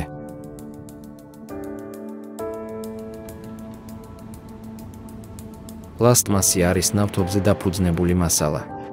ის არ იშლება, ამის ნაცვლად ის იშლება მიკრო და ნანოპლასტიკურ ნაწილაკებად. ნანოპლასტიკური ნაწილაკები იმდენად მცირეა, რომ ვირუსის ზომაზე ნაკლებია. როდესაც ისინი წყალში შედიან, ეს ნაწილაკები არღვევენ მის მოწესრიგებულ სტრუქტურას, რომელიც დაფუძნებულია მოლეკულებს შორის წყალბადის ბმულებზე. ეს ბმულები განსაზღვრავს წყლის ძირითად თვისებებს და მათი ნებისმიერი დარღვევა ცვლის წყლის ფიზიკურ და ქიმიურ მახასიათებლებს. გარკვეული ტიპის პლასტმასის ნანონაწილაკები, როგორიცაა პოლიეთილენტერეფტალატი, პეტ და ნეილონი, შეიცავს ჟანგბადის და აზოტის ატომებს. ამ ატომებს შეუძლიათ წყალბადის ბმები შექმნან უშუალოდ წყლის მოლეკულებთან. შედეგად ასეთი ნაწილაკები ინტეგრაციაში შედის წყლის მოწესრიგებულ სტრუქტურაში, ცვლის მის ორგანიზაციას და არღვევს მის ფუნდამენტურ თვისებებს. უფრო მეტიც, წყალხსნარებში, რომლებიც შეიცავს სხვადასხვა ნივთიერებებს, ისევე როგორც pH-ისა და ტემპერატურის ცვლილებისას, ნანოპლასტიკური ნაწილაკები შეიძლება გახდეს ელექტრულად დამუხტული. ეს ხდება მათ ზედაპირზე არსებული ქიმიური ცვლილებების გამო, როგორიცაა დაჟანგვა, ან ზღვის წყალში ნატრიუმის და ქლორიდის იონების ადსორბციით. დამუხტული პლასტმასის ნანონაწილაკები, რომლებიც გარშემორტყმულია იონებით, იზიდავს წყლის მოლეკულებს და ქმნიან მოლეკულების მრავალ ფენას თავის გარშემო. ქიმიის ენაზე ამას ჰქვია დატენიანება, ხოლო თავად ქურთუქს ჰქვია დამატენიანებელი გარსი. ლოზანის ფედერალური პოლიტექნიკური სკოლის მკვლევარები ცდილობდნენ დაედგინათ ამ ჰიდრატაციის გარსის ზომა იონების გარშემო, ანუ რამდენი წყლის მოლეკულა რეაგირებს იონზე. მათ მიაღწიეს გასაოცარ შედეგებს. გამოდის, რომ ერთ იონს შეუძლია გავლენა მოახდინოს დაახლოებით მილიონზე მიმდებარე წყლის მოლეკულაზე. ეს ეფექტი ძლიერდება, თუ ნაწილაკს აქვს დიდი ზედაპირული მუხტი და ადსორბირებული იონების მაღალი კონცენტრაცია. შესაბამისად, ერთ ნანოპლასტიკური ნაწილაკს შეუძლია შეცვალოს მილიონობით წყლის მოლეკულის თვისებები. ჰიდრატაციის გარსში შეკრული მოლეკულები ნაკლებად მოძრავია, რაც ამცირებს მათ ცვლილს წყლის საერთო სითბოს სიმძლავრეში. სხვა სიტყვებით რომ ვთქვათ, ასეთი წყალი უფრო სწრაფად თბება იმავე გარე პირობებში, ხოლო გაციებისას ის უფრო სწრაფად ცივდება, სუფთა წყალთან შედარებით. გარდა ამისა, ნანოპლასტიკის ირგვლივ წყალბადის ბმების დარღვეული სტრუქტურა იწვევს წყლის თბოგამტარობის დაქვეითებას. ეს ნიშნავს, რომ წყალი ნანოპლასტიკთან ახლოს შეიძლება იყოს უფრო ცხელი სითბოს გატარების ნაკლები უნარის გამო. ამ გზით, ნანოპლასტიკა აქტიურად ურთიერთქმედებს არა მხოლოდ წყალში არსებულ იონებთან და მინარევებით, არამედ თავად წყლის მოლეკულებთან, ცვლის წყალბადის ბმის ქსელს, რომელიც განსაზღვრავს წყლის ძირითად თვისებებს. შედეგად იცვლება წყლის სითბოს სიმძლავრეც და თბოგამტარობაც. ეს იწვევს ტემპერატურის საერთო მატებას და ხელს უწყობს მთელი ოკეანის გათბობას. მნიშვნელოვანია აღინიშნოს, რომ ნანოპლასტიკების მცირე რაოდენობასაც კი შეუძლია ღრმა გავლენა მოახდინოს წყლის თვისებებზე. ეს ხაზს უსვამს შემდგომი კვლევისა და ნანოპლასტიკური კონცენტრაციების შეფასების აუცილებლობას სხვადასხვა წყლის გარემოში მისი ზემოქმედების სრულად გასაგებად. ოკეანეში ნანოპლასტიკური ნაწილაკები ბუზივითაა მალამოში. მიკრო და ნანოპლასტიკური ნაწილაკები მთელ ოკეანეში ნაწილდება დენებისაგან. გამაძლიერებელი ნაწილაკები რჩება ზედაპირზე, ხოლო უფრო მკვრივი მიკროპლასტიკა ან ბიოტათი დაბინძურებული ოკეანის ფსკერზე იძირება. უფრო მეტიც, დავივიწყებთ თერმოკლინის ზონებს. ამ წყლის ფენებში ტემპერატურისა და სიმკვრივის განსხვავება საშუალებას აძლევს მიკროპლასტიკს მნიშვნელოვანი რაოდენობით დაგროვდეს. უკეთ რომ გავიგოთ, გამოვიყენოთ მრავალსართულიანი შენობის ვიზუალური მეტაფორა. წარმოიდგინეთ 10 სართულიანი შენობა მეხუთე და მე-10 სართულებზე თერმული ბლოკირებით, რაც არღვევს ნორმალურ სითბოს გაფრქვევას. სითბოს თანაბრად გადანაწილების ნაცვლად ის გროვდება ამ სართულებზე და ვერ გადის სახურავიდან. თერმული კამერა გამოავლენს, რომ ამ შენობის შიგნით ტემპერატურა მნიშვნელოვნად მაღალია თერმული ბლოკირების გარეშე მსგავს შენობასთან შედარებით. ანალოგიურად, ოკეანეში ნანოპლასტიკა არღვევს ბუნებრივ სითბოს გაცვლის მექანიზმებს. ამრიგად, ნანოპლასტიკური კონცენტრაციის ზრდა ოკეანის წყლებში ხელს უშლის ბუნებრივი სითბოს გადაცემის პროცესებს. დროთა განმავლობაში, ამან შეიძლება გამოიწვიოს ოკეანის მთლიანი ტემპერატურის ზრდა, რაც თავის მხრივ გავლენას ახდენს გლობალურ კლიმატზე. როდესაც წყალი თბება, ის ცდილობს ზედმეტი სითბოს გათავისუფლებას. ამ პროცესის დროს მისი მოლეკულები უფრო სწრაფად მოძრაობენ, ამოდიან ზედაპირზე. გავლენა ატმოსფეროზე. ჭარბი ენერგიის გამო წყლის ზოგიერთი მოლეკულა შორდება სხვა მოლეკულებს და გადაიქცევა ორთქლად. წარმოიდგინეთ ბუშტი, რომელიც ნელა ამაღლდება ცაში. ეს ბუშტი წარმოადგენს წყლის ორთქლს. სიმაღლის მატებასთან ერთად ჰაერის ტემპერატურა იკლებს. ასეთ პირობებში წყლის ორთქლი იწყებს კონდენსაციას, წარმოქმნის პაწაწინა წვეთებს. თუმცა ამ წვეთების ჩამოყალიბებისთვის მათ სჭირდებათ წვეთი მიკროსკოპული ნაწილაკები, რომლებიც ცნობილია როგორც კონდენსაციის ბირთვები. ეს შეიძლება იყოს მტვერი, ზღვის მარილი ან ჭვარტლი. რაც უფრო მეტია კონდენსაციის ბირთვი, მით უფრო სწრაფია პროცესი. ატმოსფეროში წყლის ორთქლი და წვეთები ურთიერთქმედებენ გარემოს ელექტრულ ველებთან და ატმოსფერულ სტატიკურ მუხტთან და იძენენ ელექტრულ მუხტს. დატენვები ძალზე მნიშვნელოვანია და ღრუბლის ფორმირების პროცესში ისინი პრაქტიკულად ყველაფერია. თუ გარშემორტყმული ხარ თუ ამინდობით და ჯექა ქუხილით, იცით, რომ ზოგიერთ ღრუბელს აქვს ელექტრული მუხტი.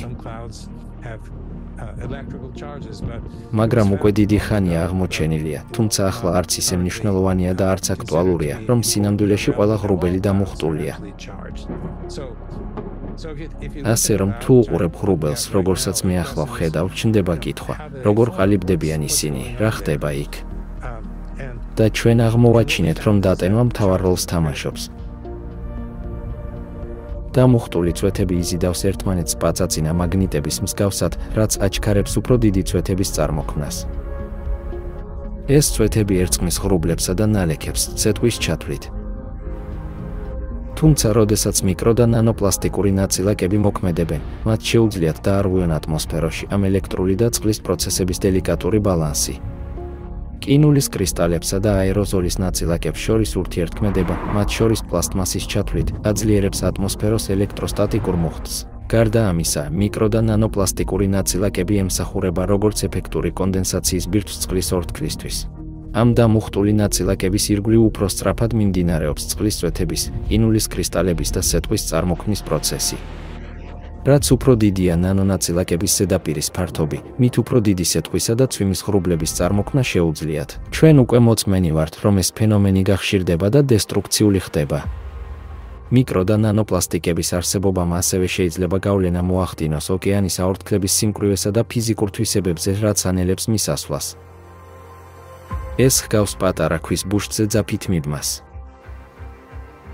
შედეგად ღრუბლები წარმოიქმნება დაბალ სიმაღლეებზე, როგორც წესი, 2 კილომეტრზე ქვემოთ. დაბალი ღრუბლები ნაკლებად ეფექტურია ნალექის გადაადგილებაში და განაწილებაში. ეს დისბალანსი იწვევს კვალებს ზოგიერთ რეგიონში, ხოლო ზოგიერთ რეგიონში იწვევს ჭარბ ნალექს. უფრო მკვრივი ღრუბლები, როგორც საბანი, იჭერს სითბოს ატმოსფეროში და ხელს უშლის მის კოსმოსში გაფანტვას. ტემპერატურის მატება იწვევს წყლის კიდევ უფრო დიდ აორთქლებას ოკეანეებიდან და ზღვებიდან და რაც უფრო მეტი ტენიანობაა ატმოსფეროში, მით უფრო თბილი ხდება. ეს ქმნის მანკიერ წრეს. ასევე უნდა აღინიშნოს, რომ დათბობის ყველა ხარისხით ატმოსფერული ტენიანობა იზრდება დაახლოებით 7%-ით, ხოლო ელვისებური დარტყმა იზრდება 12%-ით. ეს ტენიანობა ძირითადად ოკეანეებიდან მოდის. ასე რომ ეს უზრუნველყოფს დამატებით წვიმას, როდესაც ჩვენ გვაქვს ქარიშხალი. ამავდროულად იმ ადგილებში, სადაც წვიმა არ არის, ნიადაგი უფრო სწრაფად შრება, რაც იწვევს უფრო ინტენსიურ კვალას, სიცხეს და ხანძარს.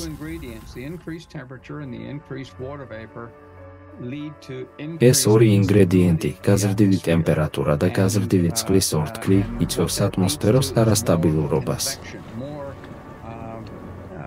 და რასაც იწვევს ეს არის მეტი კონვექცია, მეტი ქარიშხალი, რომელთაგან ზოგიერთი უფრო მძიმე ხდება გადადიან ჯექა ქუხილში. და ამის შედეგად ძლიერი ჯექა ქუხილის უფრო დიდი რისკია. როდესაც ჯექა ქუხილი იწყებს გაერთიანებას და ურთიერთქმედებას, როგორც ეს ხდება ტროპიკულ შტორმებში, ისინი შეიძლება გადაიზარდონ უფრო ძლიერ ქარიშხლებად. ყველა ეს ფაქტორი ზრდის ქარიშხლის, ძლიერი ჯექა ქუხილის, განსაკუთრებით სუპერუჯრედული ქარიშხლის რისკს, რომლებიც აწარმოებენ სეტყვას და ზოგიერთ ადგილას, შესაბამის პირობებში ტორნადოების წარმოქმნა შეუძლიათ. ოკეანის ექსტრემალური გათბობა ატმოსფეროში ჭარბი ელექტროენერგიით და სითბოსთან ერთად ამძაფრებს კლიმატის კრიზისს. არაჩვეულებრივი სეტყვა, კოკისპირული წვიმები, ძლიერი ქარიშხალი, შტორმი, ელვა და სპრაიტები ძლიერდება საგანგაშო ძალით. ეს კლიმატური მოვლენები სულ უფრო დესტრუქციული და საშიში ხდება. ურთიერთქმედება პლანეტის მაგნიტურ ველთან. ოკეანეები მოიცავს დედამიწის ზედაპირის დაახლოებით 70%-ს. ისინი არ არიან მხოლოდ წყლის მასიური რეზერვუარები, არამედ წარმოუდგენლად რთული ელექტრული სისტემა, რომელიც ურთიერთქმედებს პლანეტის მაგნიტურ ველთან. მაგნიტური ველი იცავს დედამიწის ზედაპირს მზის ქარისგან და საშიში კოსმოსური გამოსხივებისგან. ის ფარის ფუნქციას ასრულებს და მის გარეშე ატმოსფერო განადგურდება. ეს მაგნიტური ველი წარმოიქმნება დედამიწის სიღრმეში, სადაც თხევადი გარე ბირთვი განუწყვეტლივ მოძრაობს მყარიში და ბირთვის გარშემო ფუნქციონირებს როგორც კოლოსალური ბუნებრივი გენერატორი. ველი წარმოიქმნება ბირთვის მიერ და ურთიერთქმედებს ელექტრულ მოვლენებთან ოკეანეებსა და ატმოსფეროში. მარილების არსებობა საშუალებას აძლევს ზღვის წყალს გაატაროს ელექტროენერგია ისევე, როგორც ჩვენს სახლებში არსებული მავთულები, რაც ოკეანეს საშუალებას აძლევს გადაიტანოს ელექტრული დენები. თუმცა ოკეანეების და ატმოსფეროს დაბინძურება პლასტმასის მაღალი კონცენტრაციის მქონე ადგილებში, განსაკუთრებით ნანოპლასტიკა, ცვლის წყლის ქიმიურ და ელექტრულ თვისებებს.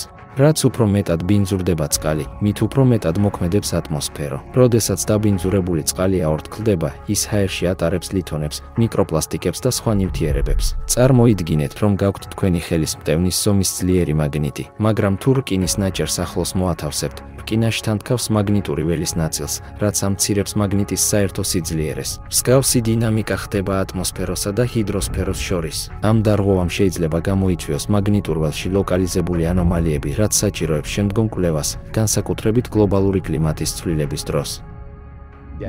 დიახ, ახლა ჩვენ ვიცით, რომ ოკეანის მთავარი გავლენა კლიმატზე მისი დათბობაა და ამ ეფექტს მიკროპლასტიკები ამძაფრებს. ჩვენ ნამდვილად გვჭირდება დაუყოვნებლივი, გადამწყვეტი ქმედებები ოკეანეების გასასუფთავებლად, რათა შევინარჩუნოთ ჩვენი პლანეტა და მასზე არსებული მთელი სიცოცხლე. დღეს უმაღლეს დონეზე მზარდი აღიარებაა, რომ ჩვენ სწრაფად ვუახლოვდებით უკუქცევის წერტილს. წყლის კრიზისი. წყლის ეკონომიკის გლობალური კომისიის 2024 წლის ოქტომბრის ანგარიში ნათქვამია, რომ პირველად კაცობრიობის ისტორიაში გლობალური წყლის ციკლი დაირღვა. კლიმატის ცვლილება სულ უფრო სერიოზულ გავლენას ახდენს წყლის რესურსების ხელმისაწვდომობაზე. ამ 10 წლეულის ბოლოს მტკნარ წყალზე მოთხოვნა 40%-ით გადააჭარბებს მიწოდებას, რადგან გლობალური წყლის სისტემები უპრეცედენტო დატვირთვის წინაშე დგანან. მსოფლიოს მტკნარი წყლის დაახლოებით 70% გამოიყენება კულტურების მორწყვისთვის. თუმცა ბევრი სარწყავი სისტემა არაეფექტურია, რაც იწვევს წყლის მნიშვნელოვან დანაკარგს. ტემპერატურის მატება, ნალექის ცვლილებები და უფრო ხშირი ექსტრემალური ამინდის მოვლენები საფრთხეს უქმნის გლობალურ სასურსათო უსაფრთხოებას. პროგნოზები მიუთითებენ, რომ მსოფლიოს საკვების მარაგის ნახევარზე მეტი შეიძლება გაქრეს მომდევნო 25 წლის განმავლობაში, მაშინ როცა 3 მილიარდი ადამიანი უკვე ცხოვრობს წყლის დეფიციტის პირობებში. ეს არის ღრმად საგანგაშო სიტუაცია, რომელიც მალე მთელ მსოფლიოში აისახება. ოკეანის მნიშვნელობა დედამიწაზე სიცოცხლის შენარჩუნებაში უდაოა და მსოფლიო ლიდერები ხაზს უსვამენ მოქმედების გადაუდებელ აუცილებლობას. იუნესკოს მსოფლიო ოკეანეების მდგომარეობის 2024 წლის ანგარიში მიზნად ისახავს პოლიტიკის შემქმნელების ინფორმირებას და მოქმედებების გაღვივებას, რათა შეიქმნას ოკეანე, რომელიც გვჭირდება იმ მომავლისთვის, რომელიც ჩვენ გვინდა.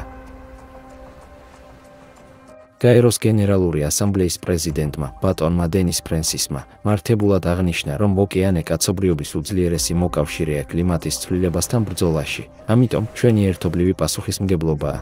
გავასწოროთ კურსი და ხელახლა მივიღოთ ვალდებულება მდგრადად ვმართოთ ოკეანის ძვირფასი რესურსები, რათა უზრუნველყოთ მათი ხელმისაწვდომობა თაობებს შორის. მეცნიერებმა იციან, რომ თუ ჩვენ არ გვაქვს ოკეანე, არ გვექნება მცენარეები ხმელეთზე, არ გვექნება ჟანგბადი, არ გვექნება გადარჩენის უნარი. გაეროს გენერალურმა მდივანმა ანტონიო გუტერეშმა ასევე ხაზგასმით აღნიშნა, რომ საჭიროა სასწრაფო მოქმედება და მოუწოდა მთავრობებს, ბიზნესს, ინვესტორებს, მეცნიერებს და საზოგადოებებს გაერთიანდნენ ჩვენი ოკეანის დასაცავად. მარინა ოვცინოვამ, ალატრას საერთაშორისო საზოგადოებრივი მოძრაობის პრეზიდენტმა, COP29-ზე საკვანძო განცხადება გააკეთა კლიმატთან დაკავშირებული კატასტროფების უპრეცედენტო მატებასთან დაკავშირებით. მან აღნიშნა, ჩვენ ვერ ხვდებით, რა ცოტა დრო გრჩება უკან ქცევის წერტილამდე. ცხადია, ჩვენი ოკეანეების ჯანმრთელობის შენარჩუნება გადამწყვეტია პლანეტის მომავლისთვის. როგორც ვხედავთ, არსებობს არსებული სიტუაციის კრიტიკულობის გაგება. ოკეანის გასუფთავებაზე ბევრი საუბარია, მაგრამ რა კონკრეტული ნაბიჯები უნდა გადაიდგას ახლა ჩვენი პლანეტის განსაკურნებლად მას შემდეგ, რაც ის საშიში ვირუსით ნადგურდება. ჯერჯერობით მხოლოდ ის შეგვიძლია ვთქვათ, რომ პაციენტი უფრო მკვდარია, ვიდრე ცოცხალი და სუნთქვის შეჩერება მხოლოდ დროის საკითხია. რას აკეთებენ ექიმები? სიზიფეს ნაშრომი. სიტუაციის როგორმე გამოსწორების მიზნით ცდილობებია, რომ ოკეანე გაიწმინდოს ზედაპირზე დიდი რაოდენობა ნაგვისგან. სხვადასხვა ორგანიზაციები და ინიციატივები მუშაობენ პლასტმასის და სხვა ნაგვის შეგროვების პროექტებზე, რომლებიც ზედაპირზე ცურავს. ოკეანის დასუფთავების ყველაზე ამბიციური პროექტი არის ოკეანის გასუფთავება. სისტემა შედგება დაახლოებით 2 და 2 კილომეტრის სიგრძის მცურავი ბარიერისგან, რომელიც ბუქსირდება ორ ნელა მოძრავ გემს შორის. ეს ბარიერი 4 მეტრით სიღრმეზეა წყლის ზედაპირიდან, სადაც ყველაზე მეტი მცურავი პლასტმასი გვხვდება. ნაგავი გროვდება უზარმაზარ ტომარაში, რომელიც როგორც კი ივსება, ერთ-ერთ გემზე გადააქვთ, სადაც პლასტმასის დახარისხება და შეფუთვა ხდება. ამის შემდეგ ჩანთა ისევ წყალში ჩადის და პროცესი თავიდან იწყება. ერთი შეხედვით ეს პერსპექტიულად ჟღერს, მაგრამ არსებობს რამდენიმე ნიუანსი. ნაგავთან ერთად ხაფანგში ხვდებიან ოკეანის ზედაპირზე მცხოვრები ცოცხალი ორგანიზმები, როგორიცაა მიკროსკოპული წყალმცენარეები, თევზის ლარვები და მედუზები. ჯერ არავის გაუზომია, რამდენი ცოცხალი ორგანიზმი ხვდება ბადეებში, მაგრამ თუ ისინი განადგურდებიან მნიშვნელოვანი რაოდენობით, ამან შეიძლება კასკადური ნეგატიური გავლენა იქონიოს ზღვის ყველა მცხოვრებზე კვებითი ჯაჭვის მოშლით. მიუხედავად საზღვაო ცხოველების უსაფრთხოების უზრუნველსაყოფად მცდელობისა, პრობლემა კვლავ გადაუჭრელი რჩება. 2024 წლის ნოემბრის მონაცემებით, ოკეანის გასუფთავების პროექტის მონაწილეებმა ოკეანეებიდან ამოიღეს დაახლოებით 20,000 ტონა პლასტმასი. ეს მნიშვნელოვანი წინგადადგმული ნაბიჯია, თუმცა პრობლემის გრანდიოზულ სქემაში ეს მხოლოდ წვეთია ოკეანეში. ოკეანეებში დაახლოებით 200 მილიონი ტონა ნაგავი ცურავს და ეს რიცხვი ყოველწლიურად დამატებით 11 მილიონი ტონით იზრდება. მხოლოდ მასშტაბის გასაგებად, 20,000 ტონა შეადგენს ოკეანის მთლიანი ნარჩენების მხოლოდ 0,01%-ს. ოკეანეების გაწმენდის საკითხის განხილვისას უამრავი კითხვა ჩნდება. მაგალითად, თუნდაც მოვახერხეთ ოკეანედან მთელი პლასტმასის ამოღება, რას ვგეგმავთ მასთან დაკავშირებით. ამჟამად პლასტმასის არაუმეტესი 9% გადამუშავდება. ნიშნავს თუ არა ეს, რომ ჩვენ მას უბრალოდ ისევ ნაგავსაყრელზე დავაბრუნებთ. უფრო მეტიც, ნაგვის გაწმენდა წარმოუდგენლად ძვირია. დიდი წყნარი ოკეანის ნაგვის ლაქა ძალიან შორს არის ნებისმიერი ქვეყნის სანაპიროდან და ამიტომაც არც ერთი ქვეყანა არ აიღებს პასუხისმგებლობას და არ გამოყოფს სახსრებს მის გაწმენდაზე. ჩარლზ მურის თქმით, ამ ლაქის გაწმენდა გააკოტრებს ნებისმიერ ქვეყანას, რომელიც ეცდება ამის გაკეთებას. და ასეთი ნაგვის კუნძული, მსოფლიო ოკეანეში 5-ია. ოკეანედან ნაგვის ამოღება მაშინ, როცა ყოველწლიურად 1000-ობით ტონა ამოიღება, მაგრამ მილიონობით უფრო მეტი იღრება, ნამდვილად სიზიფური ამოცანაა. ოკეანის გაწმენდა მხოლოდ მაშინ იქნება შესაძლებელი, როცა ის გახდება მთელი კაცობრიობის მისია და არა მხოლოდ ცალკეული აქტივისტების ინიციატივა. დიდი ნაგავი პრობლემის მხოლოდ მცირე ნაწილია. ჩვენ ვსაუბრობთ მხოლოდ პლასტმასზე ოკეანის ზედაპირზე და ეს მხოლოდ მცირე ნაწილია, 1%-ზე ნაკლები იმისა, რაც რეალურად ცურავს ოკეანეში, ამბობს მელანი ბერგმანი, საზღვაო ბიოლოგი ალფრედ ვეგენერის ინსტიტუტიდან. როდესაც პლასტმასი იშლება მიკრო და ნანო ნაწილაკებად, ოკეანის გაწმენდა თითქმის შეუძლებელი ხდება. მიუხედავად იმისა, რომ წყლიდან მიკროპლასტმასის ამოღების ტექნოლოგიები უკვე არსებობს, ისინი ჯერ კიდევ ექსპერიმენტულ სტადიაში არიან და მათი პრაქტიკული გამოყენება გლობალურ დონეზე ჯერ კიდევ შორს არის.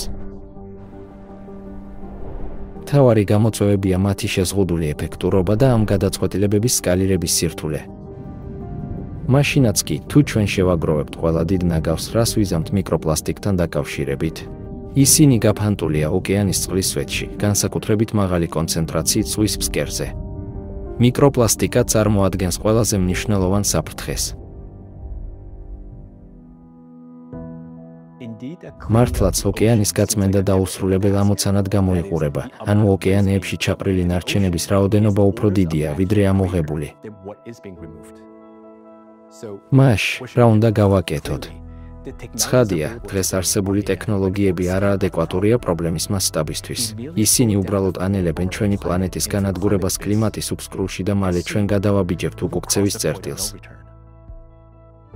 ასე რომ ჩნდება კითხვა, გვაქვს თუ არა ჩვენ, როგორც კაცობრიობას, ტექნოლოგიები, რომლებიც საჭიროა ოკეანეების მიკრო და ნანოპლასტმასისგან გასაწმენდად, თუ განცირულები ვართ. ტექნოლოგია უკვე არის.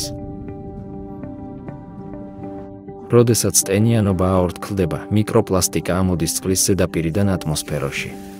ოკეანისა და ატმოსფეროს მიკრო და ნანოპლასტიკებისგან გასაწმენდად, პლანეტარული მასშტაბის ფილტრი გვჭირდება. ეს როლი შეიძლება შეასრულონ ატმოსფერული წყლის გენერატორებმა, მისი მასობრივი გამოყენებით. ეს არის მოწყობილობა, რომელიც გარდაქმნის ტენიანობას ატმოსფეროდან სუფთა წყალში. ყოველდღე წყალი ორთქლდება ჩვენი ოკეანეების, ზღვებისა და ტბების ზედაპირიდან. როდესაც ის იწევა გარკვეულ სიმაღლეზე, გარკვეულ წერტილს ზემოთ, ცივდება ნამის წერტილამდე და იქცევა ღრუბლად. შემდეგ კი ბუნებრივია, ქარი ატარებს ამ ღრუბელს. როდესაც მისი ტემპერატურა ნამის წერტილს ქვემოთ ეცემა, წვიმად იქცევა და კვლავ იცვლის მდგომარეობას. ჰაერიდან ტენიანობის მოპოვება ასტიმულირებს აორთქლებას. აორთქლების ყოველი ციკლის დროს ზედაპირიდან ამოდის მიკრო და ნანოპლასტიკების ახალი ნაწილი. მოწყობილობის მუშაობის პრინციპი ასეთია, მასში შემავალი ჰაერი ჯერ გადის ფილტრაციას. წყალი კონდენსირდება ჰაერის ტენიანობისგან. ასე რომ ერთადერთი, რასაც მოწყობილობა ამოიღებს, არის H2O მოლეკულა, რომელიც მიკროპლასტიკურ ნაწილაკზე პატარაა. ამ გზით ჩვენ გავასუფთავებთ ოკეანეს მიკროპლასტიკებისგან და შევამცირებთ დატვირთვას პლანეტის წყლის რესურსებზე. ამით ჩვენ სასმელ წყალს მივაწვდით რეგიონებს, რომლებსაც ეს ძალიან სჭირდებათ. მხოლოდ ეს უნდა გაკეთდეს ინდუსტრიული მასშტაბით და ეს უნდა იყოს გლობალური მთავრობის დონეზე. ამრიგად ატმოსფერული გენერატორები ხდება ხელოვნური ფილტრი, რომელიც ჩაშენებულია პლანეტის წყლის ციკლში. გარდა ამისა, ინტენსიური აორთქლება აცივებს ოკეანეს. ჰაერიდან წყლის კონდენსაციის ტექნოლოგია მუშაობს პლაზმაფერეზის სისხლის გაწმენდის პროცედურის მსგავსი პრინციპით. ისევე როგორც პლაზმაფერეზს გამოაქვს მავნე კომპონენტები სისხლიდან და აღადგენს ორგანიზმის იმუნიტეტს, წყლის გაფილტვის გენერატორები ფილტრავს ნანოპლასტიკებს წყლის ორთქლიდან და აღადგენს ოკეანის ბუნებრივ ფუნქციებს. ეს მიდგომა ასუფთავებს როგორც ატმოსფეროს, ასევე ოკეანის მიკროპლასტიკებისგან. გარდა ამისა, წყლის გენერატორებს შეუძლიათ უზრუნველყონ გაწმენდილი წყლის საჭირო მოცულობა ყველა საყოფაცხოვრებო და სამრეწველო საჭიროებისთვის. გამოყენებული წყალი უნდა დაბრუნდეს ნიადაგში, სადაც ის ურთიერთქმედებს მიკროორგანიზმებთან, რომლებიც ანადგურებენ ნანოპლასტიკებს, ამდიდრებენ მინერალებით და გადიან ბუნებრივ გაწმენდას. ტენის შევსებასთან ერთად გამომშრალი მიწისქვეშა წყლები და მდინარეები დაიწყებენ აღდგენას. ნიადაგი ნაყოფიერი გახდება, მცენარეული საფარი კი აყვავდება. ასევე, ტენიანი ნიადაგი ხელს შეუწყობს ტემპერატურის მერყეობის აღმოფხვრას, ხოლო წყლის მაღალი თბოგამტარობა ეფექტურად გადასცემს სითბოს ცხელი ადგილებიდან. ეს განსაკუთრებით მნიშვნელოვანია პლანეტის ცვალებადი კლიმატის პირობებში.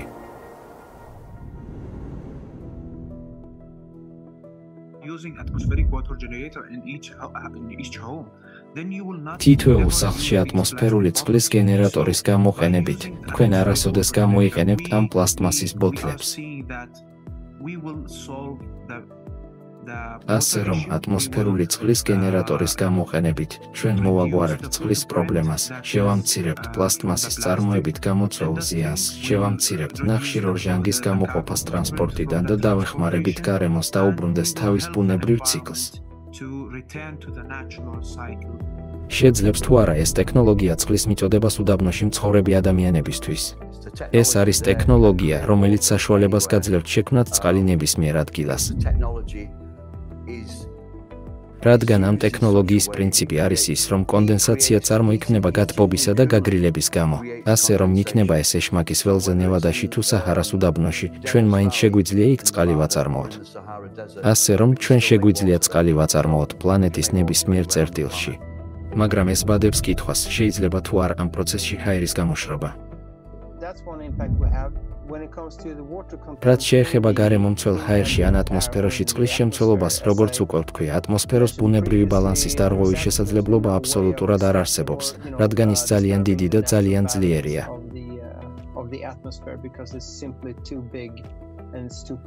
და მაშინაც კი, თუ ჩვენ შევქმნით გასაოცარ, უზარმაზარ მანქანას, რომელიც მუდმივად შთანთქავს წყალს ატმოსფეროდან, ის მაშინვე, თითქოს მეორე ხელით, ამოიღებს წყალს წყნარი ოკეანედან ან წყლის უახლოესი საცავიდან.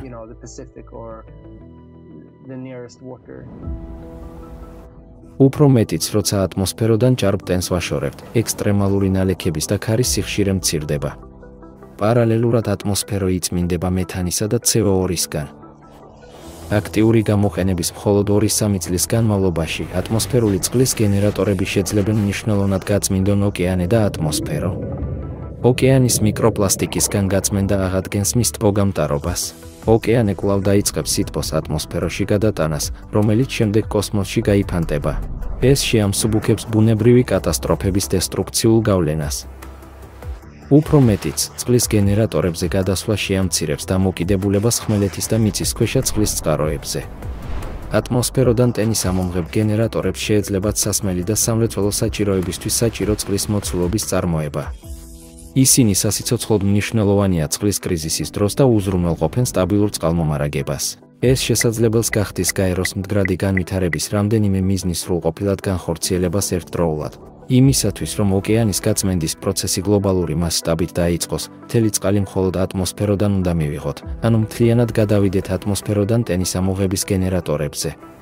ყოველივე ამის შემდეგ, რაც უფრო მეტ ტენს მივიღებთ ატმოსფეროდან, მით უფრო ინტენსიური იქნება აორთქლება, რაც ნიშნავს, რომ ოკეანის გაწმენდის პროცესი დაჩქარდება. ატმოსფეროდან ტენის ამოღების გენერატორების ეფექტური კვებისთვის ჩვენ უნდა გამოვიყენოთ საწვავის გარეშე გენერატორები. ცხადია, ჩვენ ასევე უნდა შევაჩეროთ ნარჩენების ოკეანეში გადაყრა. გარდა ამისა, საჭიროა საკანალიზაციო სისტემების კაპიტალური შეკეთება. ეს ნაბიჯები გამოიწვევს სამეცნიერო და ტექნოლოგიურ რევოლუციას, უზრუნველყოფს მდგრადი წყლის მიწოდებას და ამცირებს კლიმატზე ნეგატიურ ზემოქმედებას. შედეგად 3-5 წელიწადში ოკეანის ტბოგამტარობის ფუნქციები თითქმის აღდგება. და ეს ყველაფერი უნდა გავაკეთოთ უმოკლეს დროში. ასე რომ ეს შესანიშნავი სიახლეა. ტექნოლოგიები, რომლებსაც შეუძლიათ ჩვენი პლანეტის და კაცობრიობის გადარჩენა განადგურებისგან. ისინი უკვე არსებობს. ასე რომ ჩვენ გვაქვს შანსი. ყველაფერი, რაც ჩვენ უნდა გავაკეთოთ, არის გადაწყვეტის ორგანიზება და განხორციელება. მაგრამ აქ არის კიდევ ერთი საკითხი: კლიმატის მოდელები, რომლებიც ითვალისწინებენ ყველა ანთროპოგენურ ფაქტორს, როგორც ირკვევა, არასახავს რეალობას. ანუ ის, რაც მოსალოდნელი იყო 150 წლის შემდეგ, ჩვენს თვალწინ იშლება. მეცნიერები იწყებენ იმის აღიარებას, რომ არსებობს რაღაც სხვა, რაც მხოლოდ ადამიანის გავლენის მიღმაა. ეს რაღაც სხვა იწვევს სულ უფრო მეტ შეუსაბამობას მოდელსა და რეალობას შორის და მოდით დავარქვათ ფაქტორი X-ი. X-ფაქტორი. გლობალური საშუალო ტემპერატურა სრულად არ ასახავს კლიმატის ცვლილების რეალობას, რადგან ზოგიერთი რეგიონი ბევრად უფრო სწრაფად თბება ვიდრე სხვები.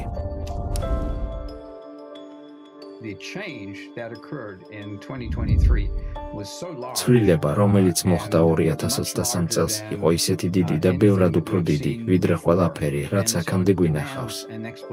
და ამიტომ მოითხოვს ახსნას.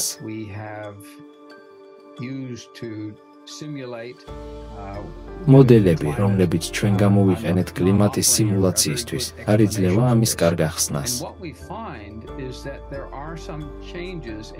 და რაც ჩვენ აღმოვაჩინეთ არის ის, რომ არის გარკვეული ცვლილებები ოკეანის დინებისა და ატმოსფერული ქარების ბუნებაში, ყოველივე ამის შედეგად. ასე რომ მიუხედავად იმისა, რომ ზედმეტი სითბოა, ის რეალურად მოძრაობს ოკეანის დინებით და ატმოსფეროდან და კონცენტრირდება გარკვეულ რეგიონებში ისე, როგორც აქამდე არასდროს გვინახავს. გლობალური სამეცნიერო საზოგადოება სულ უფრო შეშფოთებულია, რადგან კლიმატის გაუარესების ტენდენციები აჭარბებს პროგნოზირებულ მოდელებს. რატომ არის თანამედროვე კლიმატის მოდელები ასე უზუსტო? ზოგიერთი ექსპერტის აზრით, ერთ-ერთი მთავარი მიზეზი იდუმალი X-ფაქტორში მდგომარეობს. 2023 წლის რეკორდულმა ტემპერატურებმა მაინც შეაშფოთა მეცნიერები და მიანიშნებს ზოგიერთ იდუმალ ახალ პროცესზე, რომელიც შესაძლოა მიმდინარეობდეს, ამბობს NASA-ს მთავარი კლიმატოლოგი გევინ შმიდტი. ეს არ იყო უბრალოდ რეკორდი. ეს იყო რეკორდი, რომელმაც წინა რეკორდი რეკორდული სხვაობით მოხსნა. ის დასძენს. გრძელვადიანი ტენდენციები ჩვენთვის ნათელია და ისინი გამოწვეულია სათბურის გაზებით, ანთროპოგენური ზემოქმედებით. მაგრამ ის, რაც მოხდა 2023 წელს, იყო ზუსტად ის და შემდეგ რაღაც. და ეს დამატებული რაღაც გაცილებით მეტია, ვიდრე ჩვენ მოველით ან შეგვიძლია ახსნათ. Am ფილმში ჩვენ გამოვიკვლიეთ ოკეანის დათბობის ხელშემწყობი ერთ-ერთი ფაქტორი და ეს არის ცვლილებები ოკეანის წყლის თვისებებში.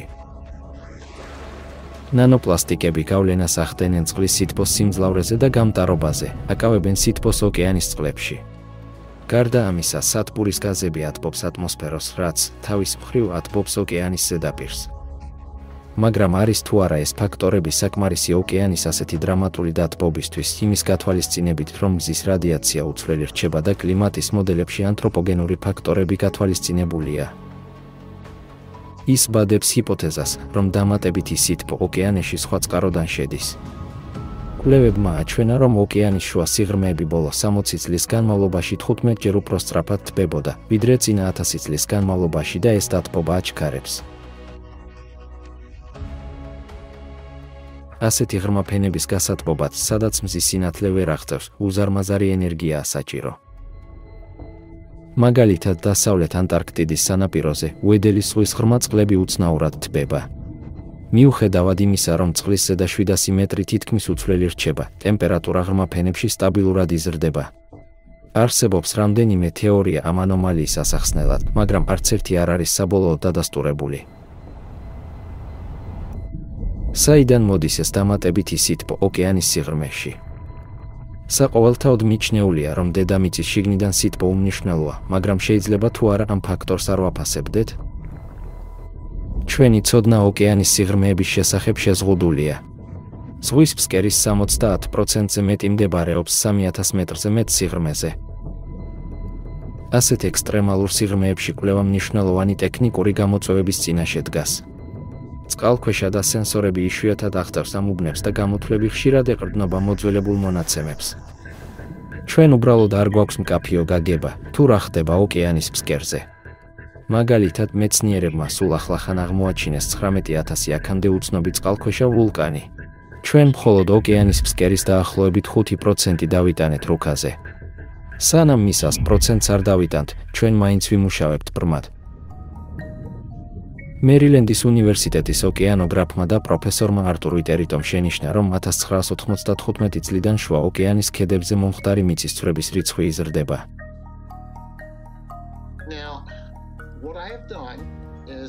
ასე რომ მე შევადგინე გრაფიკი სეისმური აქტივობის შუა ოკეანის ქედის ზონებში და შევადარე იგი გლობალური ტემპერატურის ცვლილებებს. და ჩვენ ვხედავთ 2 წლიან ჩამორჩენას. სხვა სიტყვებით რომ ვთქვათ, სეისმური აქტივობა წინ უსწრებს გლობალური ტემპერატურის ცვლილებას დაახლოებით 2 წლით. რაც უფრო მეტი სეისმური აქტივობა, მით მეტი აქტიურობით მოძრაობს მაგმა სისტემაში. ამ გამდნარი მაგმის ტემპერატურა შეიძლება 1000 გრადუსს აღემატებოდეს. ასე რომ ეს არის ის, რასაც ჩვენ ნამდვილად ვსწავლობთ. ჩვენ არ გვაქვს პირდაპირი გაზომვები, თუ რამდენი მაგმა გამოდის. ერთადერთი, რაც შეგვიძლია გავაკეთოთ, არის სეისმური აქტივობის ოდენობის გაზომვა, რადგან ამისათვის გვაქვს გლობალური სეისმური ქსელი. ამრიგად არტურ ვიტერიტოს კვლევამ აჩვენა, რომ ოკეანის დათბობაზე ასევე მნიშვნელოვან გავლენას ახდენს ენდოგენური პროცესები, როგორიცაა სეისმური და მაგმატური აქტივობა. ჩემი კვლევა ვარაუდობს, რომ გეოთერმული ზეგავლენა მნიშვნელოვანი ფაქტორია გლობალური დათბობისთვის. და ჩვენ ვხედავთ აქ, რომ არგოს მონაცემები აჩვენებს გლობალური ტემპერატურის ვარიაციებს სხვადასხვა სიღრმეზე ბოლო 20 წლის განმავლობაში. სითბოს უმეტესი ნაწილი ზედაპირზე გადადის. მაგრამ ჩვენ ასევე გვაქვს გაძლიერება ქვემოდან. ასე რომ ის მოდის ორივე მხრიდან. არავითარ შემთხვევაში. როგორც აღნიშნეთ, თუ თქვენ გაადიდებთ შლეიფის ამ ნაწილს, ხედავთ, რომ ზედაპირული ფენის ქვემოთ უფრო მაღალი ტემპერატურა არ შეიძლება ზედაპირიდან წავიდეს, რადგან აქ არის ცივი ანომალია, მის ქვემოთ კი თბილი ანომალია. მაგრამ მას არ შეუძლია ამ ფენის გარღვევა, რომელიც ცნობილია როგორც თერმოკლინი. თერმოკლინი რეალურად არის ძლიერი გამყოფი ხაზი ოკეანეში, რომელიც ყოფს თბილ ზედაპირის ტემპერატურას, რომელიც ცნობილია როგორც შერეული ფენები, მის ქვეშ გაცილებით ცივი წყლით, რომელიც ცნობილია როგორც ღრმა წყლების სახელით. სინამდვილეში ეს სისტემა დაკავშირებულია. ის რეალურად არღვევს თერმოკლინს. და ცოტა ხნის წინ იყო რამდენიმე საინტერესო კვლევა, რომელიც ვარაუდობს, რომ თერმოკლინი რეალურად შესუსტდა. ეს სინქრონულია შუა ოკეანის სეისმური აქტივობის მატებასთან, არა? ასე რომ ეს არ ხდება მხოლოდ შემთხვევით. ასე რომ თქვენ გაქვთ უფრო გრილი წყალი ზედაპირზე და თბილი წყალი ქვეშ.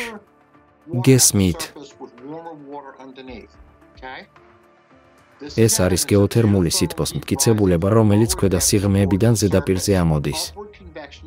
სითბოს ზევით კონვექციამ კიდევ უფრო გააძლიერა პროცესი, შეასუსტა თერმოკლინი და გაზარდა ოკეანის გლობალური სითბოს შემცველობა. ჩვენ ახალი რეალობის წინაშე ვდგავართ, ფაქტორი X-ი. ეს სავარაუდოდ ჩვენი პლანეტის მდგომარეობის გაუარესების მთავარი მამოძრავებელი ფაქტორია და უფრო აშკარა ხდება ბოლო რამდენიმე ათწლეულის განმავლობაში და მიკრო და ნანოპლასტიკა აძლიერებს მის ეფექტს. თუმცა რჩება ერთი კრიტიკული კითხვა, რა არის ზუსტად ფაქტორი X-ი, ძალა რომელიც ატყობს წყალს ოკეანის სიღრმეში. ალატრას მეცნიერები X ფაქტორს თითქმის 30 წელია სწავლობენ. კვლევართა ეს დამოუკიდებელი საერთაშორისო ჯგუფი მოიცავს ექსპერტებს სხვადასხვა სამეცნიერო სფეროდან, როგორიცაა ბირთვული ფიზიკა, ასტროფიზიკა, გეოლოგია, მათემატიკა, ბიოლოგია და მედიცინა. ისინი გაერთიანდნენ ინტერდისციპლინარული კვლევის ჩასატარებლად, რომელიც მოიცავს კლიმატსა და გეოდინამიკურ ცვლილებებს. ვრცელი მრავალწლიანი მონაცემთა ანალიზის საფუძველზე ალატრას მეცნიერები განიხილავენ X ფაქტორს როგორც დამატებით სითბოს, რომელიც წარმოიქმნება მაგმის ასვლის შედეგად ციკლური პლანეტარული პროცესების გამო. ფუნდამენტური სამეცნიერო დასკვნები და ქმედითი კლიმატის რეკომენდაციები შეგიძლიათ იხილოთ ანგარიში დედამიწაზე კლიმატური კატასტროფების პროგრესირებისა და მათი კატასტროფული შედეგების შესახებ. ეს მოხსენება რომის პაპ ფრანცისკეს ვატიკანში პირადად წარუდგინა ალატრას პრეზიდენტმა მარინა უცინოვამ. მონაცემების გულდასმით შესწავლის შემდეგ ვატიკანმა მოძრაობა ალატრას მიანიჭა სამოციქულო კურთხევა უწმინდესისგან კლიმატის და გარემოს დაცვის სფეროში გაწეული ძალისხმევისთვის. ანგარიში ასევე წარმოდგენილი იყო COP16-ზე კოლუმბიაში და COP29-ზე აზერბაიჯანში, რომელმაც მიიღო მაღალი შეფასება კლიმატოლოგიისა და ეკოლოგიის ექსპერტებისგან. ამჟამად ანგარიში ხელმისაწვდომია გაეროს კონფერენციის ოფიციალურ ვებსაიტზე და ალატრას ვებსაიტზე. პლანეტისა და ადამიანების დაცვის პრობლემის გადაჭრა გლობალური კლიმატის ცვლილების პირობებში მოითხოვს მთელი სამეცნიერო საზოგადოების ერთობლივ ძალისხმევას. ვერც ერთი ქვეყანა ან ორგანიზაცია ვერ გადაჭრის ამ პრობლემას მარტო. როგორც ვხედავთ, მდგომარეობა საკმაოდ საგანგაშოა. კლიმატის ცვლილების ცნობილი მიზეზების გარდა არსებობს დამატებითი ფაქტორები, რომლებიც ჯერ კიდევ ცუდად არის შესწავლილი და საჭიროებს შემდგომ კვლევას. მაგრამ გამოწვევა ის არის, რომ ეს ძალისხმევა უნდა განხორციელდეს, სანამ ჩვენი კლიმატური პირობები დაჩქარებული ტემპით გააგრძელებს გაუარესებას. სხვა სიტყვებით რომ ვთქვათ, კაცობრიობა სულ უფრო ნაკლები დრო ექნება კლიმატის მზარდ ცვლილებებზე რეაგირებისთვის. მაგრამ ატმოსფერული წყლის გენერატორების მსოფლიოში დანერგვა-გადამწყვეტი ნაბიჯია ამ კრიზისის მოსაგვარებლად. იმის გამო, რომ ეს მოწყობილობები საშუალებას მოგცემს გავწმინდოთ მიკრო და ნანოპლასტმასი ჩვენი ოკეანეებიდან, ავადგინოთ ჩვენი პლანეტის წყლის ციკლი და სითბოს ბალანსი და, საბოლოოდ, კლიმატის სტაბილიზაცია. ატმოსფერული წყლის გენერატორებს შეუძლიათ მოგცეს ძვირფასი დრო კაცობრიობის სამეცნიერო და სამრეწველო პოტენციალის შესანარჩუნებლად და დროთა განმავლობაში იმედი და შესაძლებლობა გაჩნდება. ამავდროულად ჩვენ უნდა შევქმნათ ისეთი პირობები საზოგადოებაში, რომელიც საშუალებას მისცემს ყველა ქვეყნის მეცნიერებს ღიად ითანამშრომლონ, თავისუფლად გააზიარონ ცოდნა და ერთად იმუშაონ კაცობრიობისა და მისი გადარჩენისთვის. ამის მისაღწევად საჭიროა გლობალური მშვიდობა, გრძელვადიანი მშვიდობა ყველა ქვეყანას შორის. მხოლოდ მაშინ შევძლებთ რეალურად დაუპირისპირდეთ და დავძლიოთ ჩვენი კლიმატური კრიზისი. ჩვენ გვინდა ხაზგასმით აღვნიშნოთ, რომ ამ დოკუმენტურ ფილმში წარმოდგენილი იდეები და კვლევის მიმართულებები გვთავაზობს პერსპექტიულ და პრაქტიკულ მიდგომებს კლიმატის ცვლილების გამოწვევების გადასაჭრელად, რომელთა წინაშეც დღეს ვდგავართ. ამ ცნებების დეტალური გამოკვლევა გამოიწვევს გარღვევას იმ პროცესების გაგებაში, რომლებიც ვითარდება ჩვენს პლანეტაზე. ცვლილებების შექმნის ძალა ჩვენს ხელშია. ჩვენ ერთად შეგვიძლია გამოწვევები გადავაქციოთ არაჩვეულებრივი პროგრესის შესაძლებლობებად. მოქმედების დრო ახლა ჩვენი პლანეტისთვის, საკუთარი თავისთვის და მომდევნო თაობებისთვის.